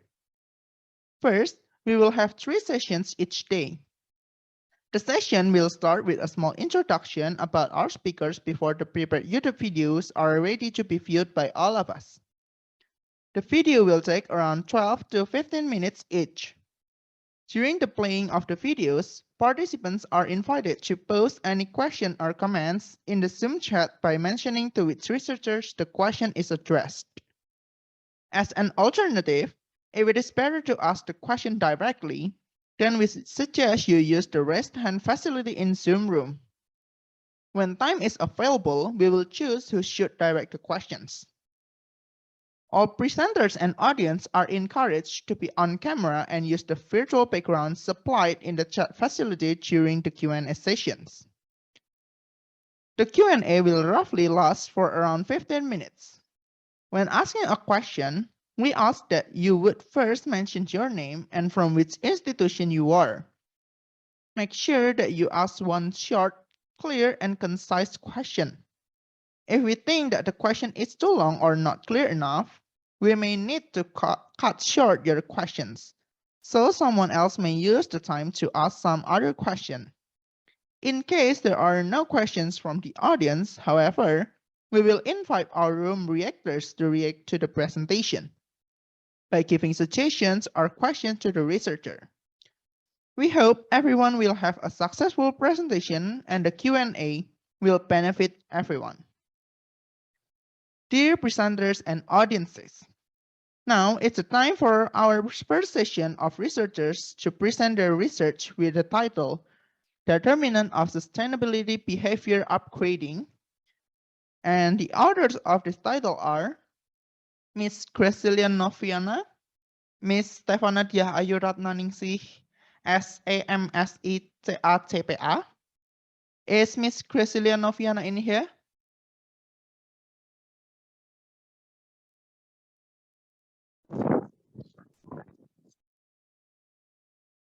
Okay, please open your camera and test your microphone.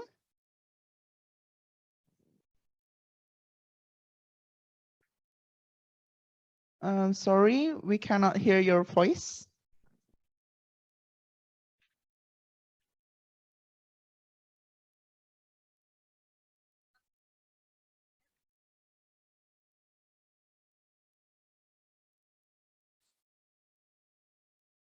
I think there's a problem with your microphone.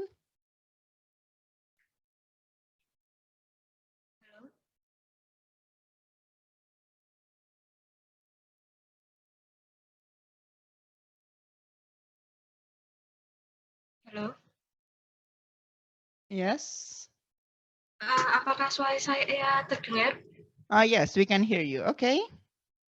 Okay, now that we are all ready, please unmute yourselves so we may enjoy viewing the first YouTube presentation. So without further ado, let's begin our first sessions. Apa?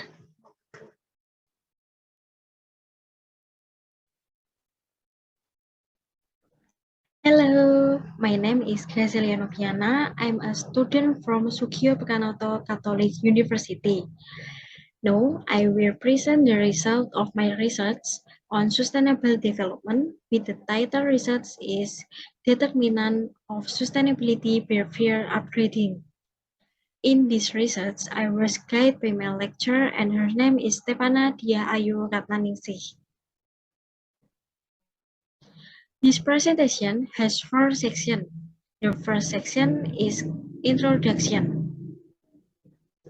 Introduction. Science sustainability is currently a significant concern in Indonesia. the country's government is still dedicated to putting sustainable development into practice. One of the nations that helps to realize the objective of sustainable development is Indonesia. Public awareness is required to respond and attain a way that supports sustainability in order to attain this sustainability. Universities are one of the components in raising sustainable development goals. Science education is a key aspect to creating a sustainable world. In addition, universities should also encourage students to think about sustainability by their teaching, curriculum, and research, which will help students play a significant role in fulfilling the goals of sustainable development. However, other studies claim the college in Indonesia still only disclose a limited amount of knowledge about sustainability, which leads to disparate view of sustainable development. Therefore, the purpose research I want to assess the level of student knowledge and attitude towards sustainable in order to determine whether they are aware of sustainability. Literature review. In slide 4 contains a literature review that explains the previous research related to this research topic. The first finding of study that was conducted by Winland Amisega et al. 2022. The study report that respondents show a strong supportive attitude towards sustainable development. So that attitude significantly explains sustainable behavior. Knowledge of sustainable development gains a high level of comprehension to explain sustainable conduct. Second, the finding of study that was conducted by Ali Kaufan Al-Makbi and Kasim Al-Sanak 2017. The results show that the students at UAIU demonstrate a high degree of understanding about sustainable development, which, if it is sufficient, can help them incorporate sustainability into their daily activities. The results of this study also demonstrate that despite some aspects of sustainability being poorly understood, students have a good view about it. Third, the finding of study that was conducted by Francisco Borges, 2019, proved that most of the respondents provide response and acceptance rate of more than 19%, demonstrating the respondent positive attitude towards sustainable development. And the last one, the finding of study that was conducted by Dewi Rafiah Pakpahan 2017, said that if someone use their knowledge well, it can have a favorable effect on their conduct. As a result, it is true that information can alter a person's conduct, like attitude, behavior, or how others interpret or action. A person's behavior is demonstrated by the action, so that if someone reacts favorably to anything, it will result in favorable behavior and the opposite. Research model. This slide describes the research model. This study used the theory of planned behavior. Theory of planned behavior is the development of theory reason action. Purpose of this theory of planned behavior is to forecast a person's conduct. Although the theory of planned behavior does not directly explain knowledge in this study, it describes attitude towards conduct and knowledge about behavior through attention. And then the research model in this study then is how student level of knowledge about sustainability development and attitude towards sustainable behavior. The second is method. This slide explains the research method. The sample of this study was 239 accounting students at University in Semarang City. Data were collected using the sample method by distributing questionnaire. The research used multiple regression to test the hypothesis and by testing two hypotheses.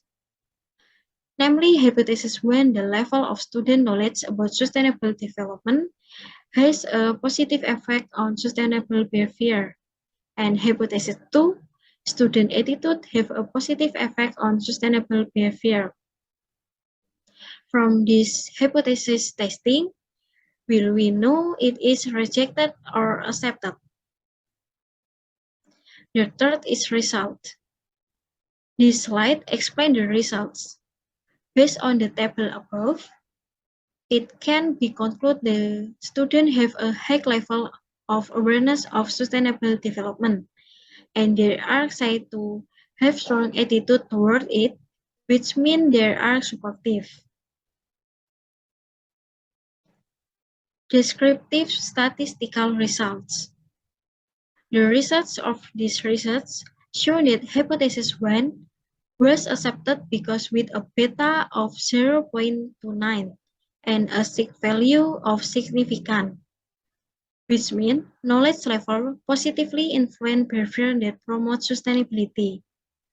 Then with a beta of 0.37 and a sigma value of significant, hypothesis 2 is likewise accepted because student attitude influence behavior that favor sustainability.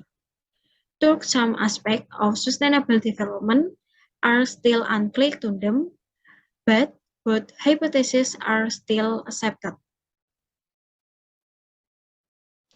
The last one is conclusion.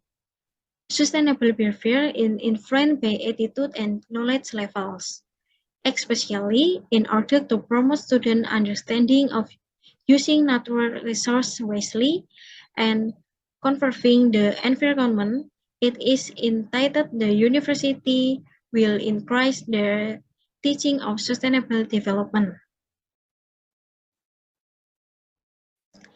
That is all from me. Thank you so much for your time and attention.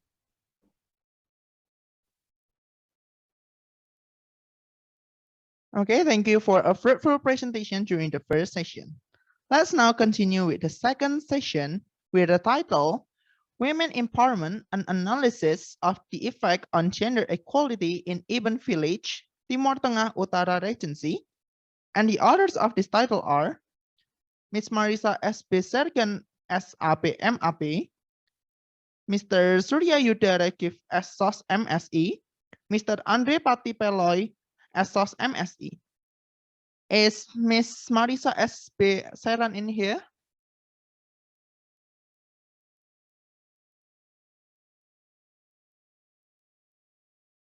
How about Mr. Surya Yudarekif?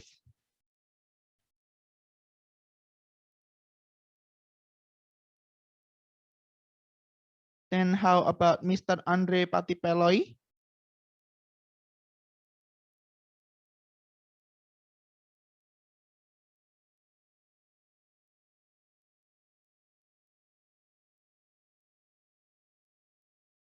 I think the authors of this title are not in here, but we will just watch the video. Let's begin our second session.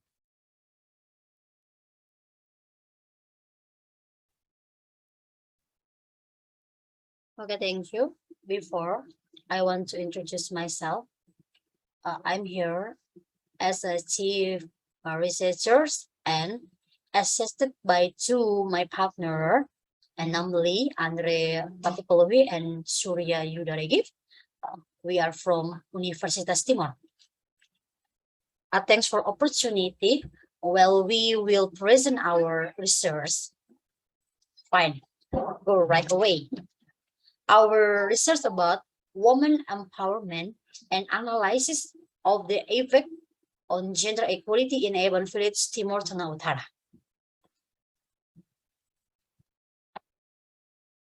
A preliminary the gap regarding gender equality in a very vital is a crucial issue that causes women to have no choice in getting the opportunity and proper position. This problem is suspected to the caused by uneven development and people's livelihoods, which in general are the agrarian sector with agricultural system that are still traditional and in this still difficult to accept new ideas and the latest technology that has become an obstacle in community empowerment. Has the violence against women, especially domestic violence, KDRT, in the North Middle East, Regency as Nusa Tenggara province, is an iceberg phenomenon, which means that what is recorded is only a small part of actually happen in the community. There are various forms of the violence against women in entity, including physical violence, psychological violence, sexual violence, breaking the promise of marriage, IGM, and the neglecting the household. According to one of the informants, the phenomenon of IGM is become more common in TTU in general. The phenomenon has become sure and of anxiety for women because they are abandoned by their partners for various reasons, one of which is to earn the living outside entity. As a result, each woman who had to bear the burden of life, including taking care for their children. Woman empowerment is a solution for dealing with problem of gender equality, such as empowering women and mainstream gender through public education, which is seen as very strategic by integrating various programs planned by the government with life skill programs. Our method raises the method used in this research is an quantity approach. This type of research is explanative survey research to examine the causal relationship between variables through hypothesis testing with the main data collection using the questionnaire. Result and discussion, the reliability data about gender equality show 77.5% data, woman empowerment by 77.4%, and financial confidence by 78.47%. The reliability of the questionnaire data acts to accurate alpha value with greater than 60%. So the result of process data are said to show reliable data. From the data presented in the table above, the show data on gender equality as the dependent variables is 0.716.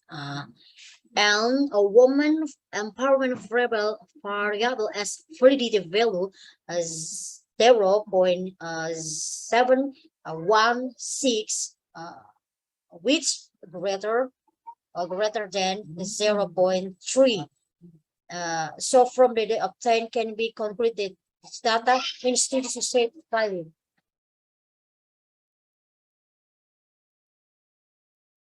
One respondent answer related to educate facility.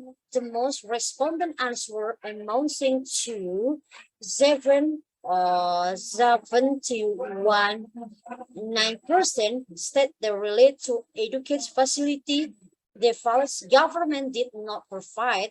From the total score, the result of calculation relate to respondents respond are 34.9% who are in the less good category. Two, respondent answer relate to women's participation and women's spirit. The most respondent answer were 72 33.7%, who state they relate to women participation and women spirit in the never involving themselves in activities to obtain education for themselves. From the total score, the result of calculation related to respondent response are 33.20% who are in the less good category. 3. Respondent answer relate the woman higher education level, the most respondent answer, and numbly 50% state they relate to women higher education level in urban village. From the total score, the result of calculation relate to respondents. Respond are 33.39% who are in the less good category. 4. Respondents answer relate the position of women in the legislative, executive, and government institution. The most respondent answering numbly 54.7% state they relate to the position of women in the legislative, executive, and government institution. They were in the never category. From the total score result of calculation related to respondent responses are 43.55%, which are in the good category. Next, 5. Respondent answer relate to the involvement of women activists in the women education campaign. The majority of respondent answer numbly 56.2% state they relate to the involvement of a woman activists in the woman education campaign in urban village. It was include the or never. From the total score, the result of calculation relate to respondent response are 40.23%, which are in the good category. Now, since the result of the simple linear regression test, which can be seen, the estimate, about the simple linear regression, dependent variable y,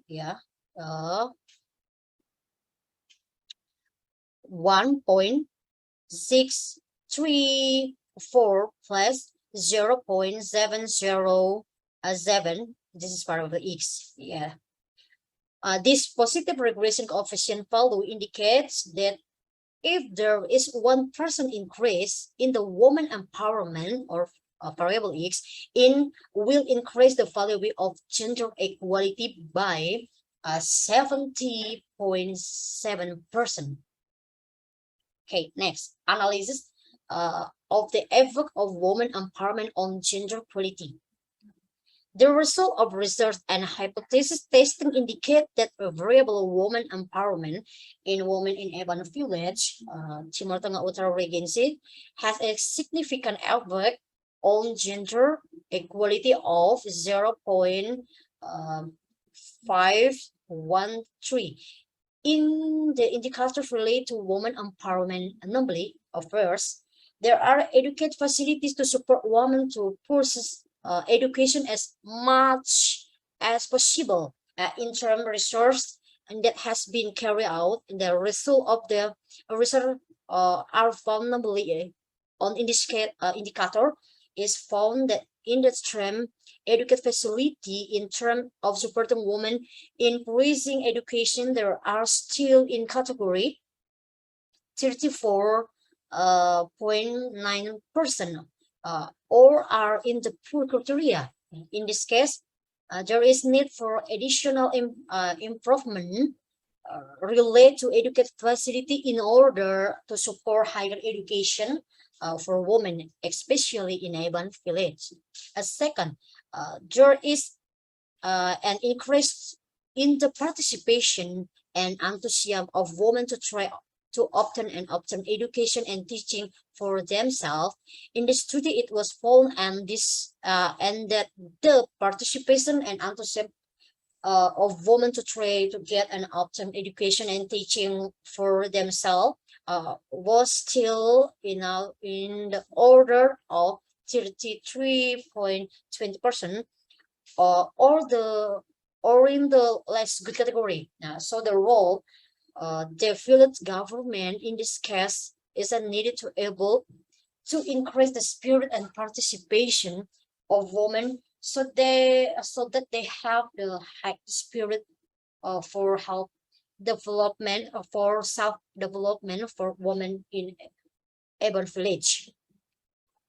Third, the increased number of women reaching to level higher education just women to have greater opportunity in developing careers as well as men. Related to this result is a found that increased to women assume the higher education level was at 33.39%, or was in the less good category. So the role of the village government is needed again in providing speed and movement for women, so that women can also increase their creativity and innovation, so that more women get a good higher education, so that there is an increase in the quality of women urban village. Four, there is an increase in the number of women in the legislative, executive, and government institution. At this level, the result of the study show 43.55%, or are in the good enough category. Now, although the result of the study show a quite good result, the village government needs to increase the number of women involved in the legislative, executive, and government institution, so that more women can take part, so that there is not a gap and the emancipation of women who are good in terms of voice carriers and provide input for the government. Fifth, in increasing to involvement of women activists in education empowerment campaign for women. Based on the result of this study, the data show 40.23%, or we are in the good enough category. Although in this arrangement is categorized as quite good, the involvement for women activists in a very much needed in order to speak out about the right of women and be able to empower women, so that women are not only second, but the role of women can have an impact and provide value for the community development in the village. Okay, next, the conclusion and recommendation. One, the value of this positive regression coefficient, so that if the rate increase to 1% in the woman empowerment, or variable X, it will increase to the value gender equality by 70.7%. Indigenous women in urban village are the successor of identity for the sustainability of Dawan traditional culture through whoever group which can be passed on to the next generation. This potential becomes social and economic capital for the development of culture identity through the involvement and participation of women in urban village. Management in the front of the village women empowerment corner can be held, especially for a newly transformed village, without it losing their cultural entities. Okay, this is our research about women empowerment. Thank you very much.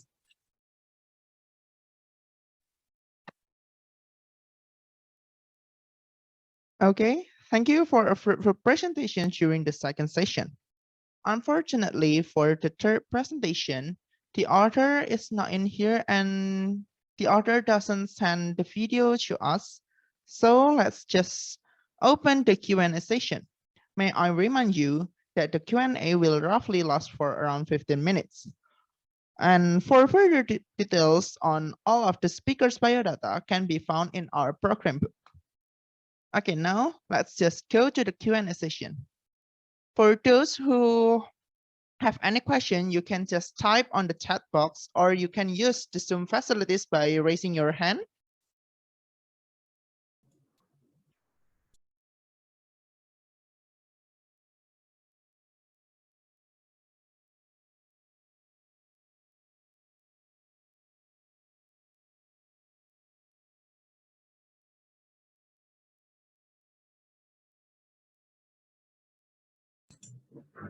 Can I ask?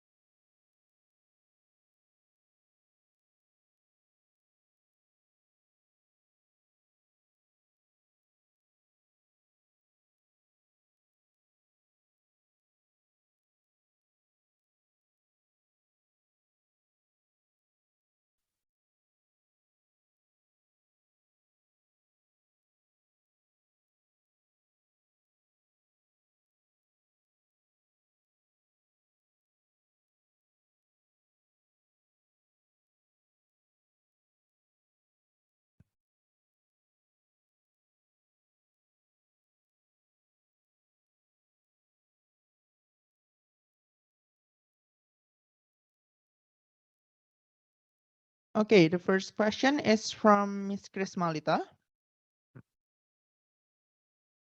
In your, I would like to ask the first presenter.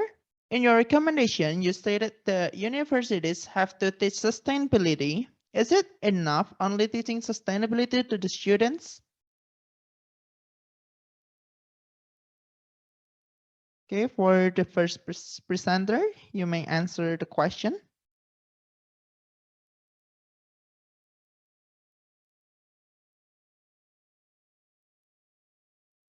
Is Miss Gracelia Noviana in here? Or maybe Miss Stefana Ayu Ratnaningsih?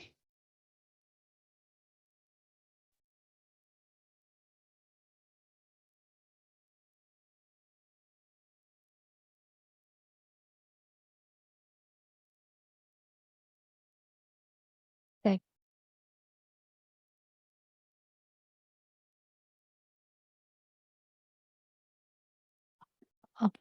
Okay, Gracilia. I think Gracilia has a bad connection. We wait wait a moment. Okay. Yes.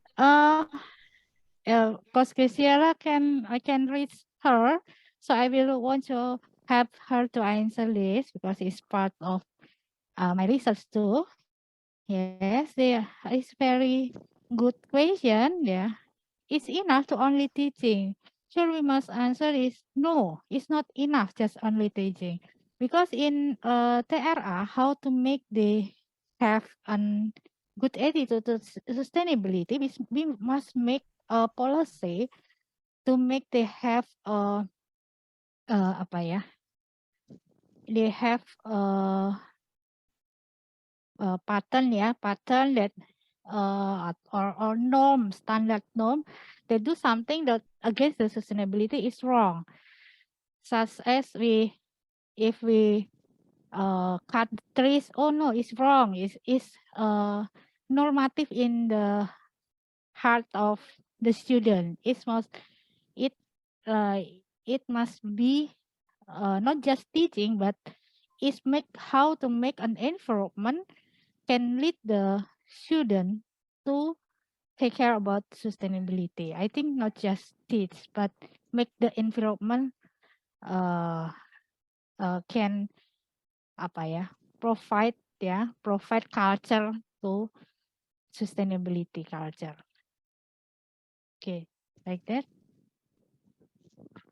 is already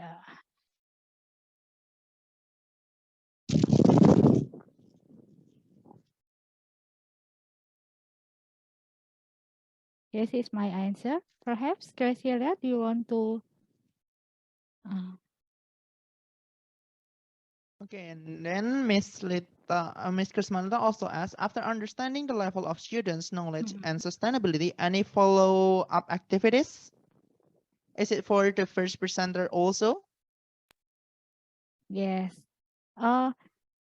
Okay, there's any follow-up activity. Actually, in our research has some part of it is already presented in a room.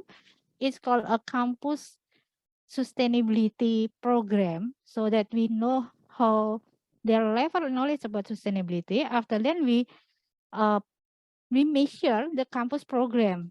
Yeah, but actually the campus program is not included in the Graciela research. So it's parting, it's parting of a big research about sustainability in campus or in the university in Semarang. It's like that.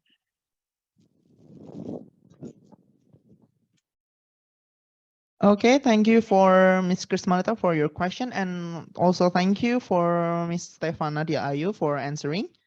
Okay, is there any question?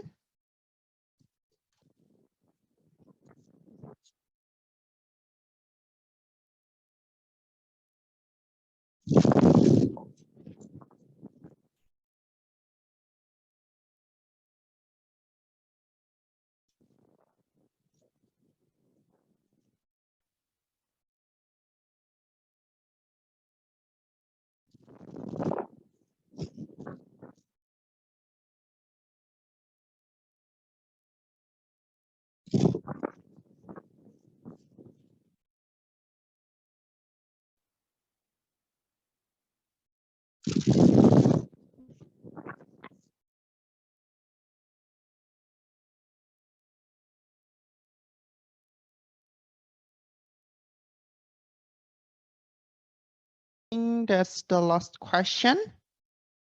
So I will close the Q&A session. Okay, ladies and gentlemen, we have now come to the end of the session. We thank all of you for participating actively. We hope new insights and new collaboration have been found as one of the results of today's session. Now, I'd like to share the certificate for those who have participated actively for today.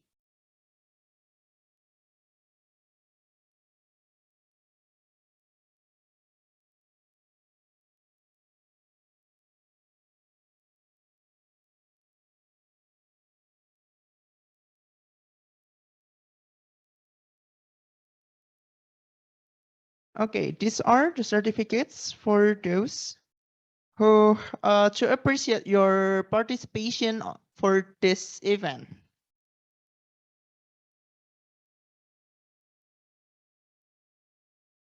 Okay. I also want to remind you, if you haven't shown your attendance, please fill in the attendance in the bit.ly form provided in the chat room. And now, I'd like to invite all of you to open your camera because we will have a photo session.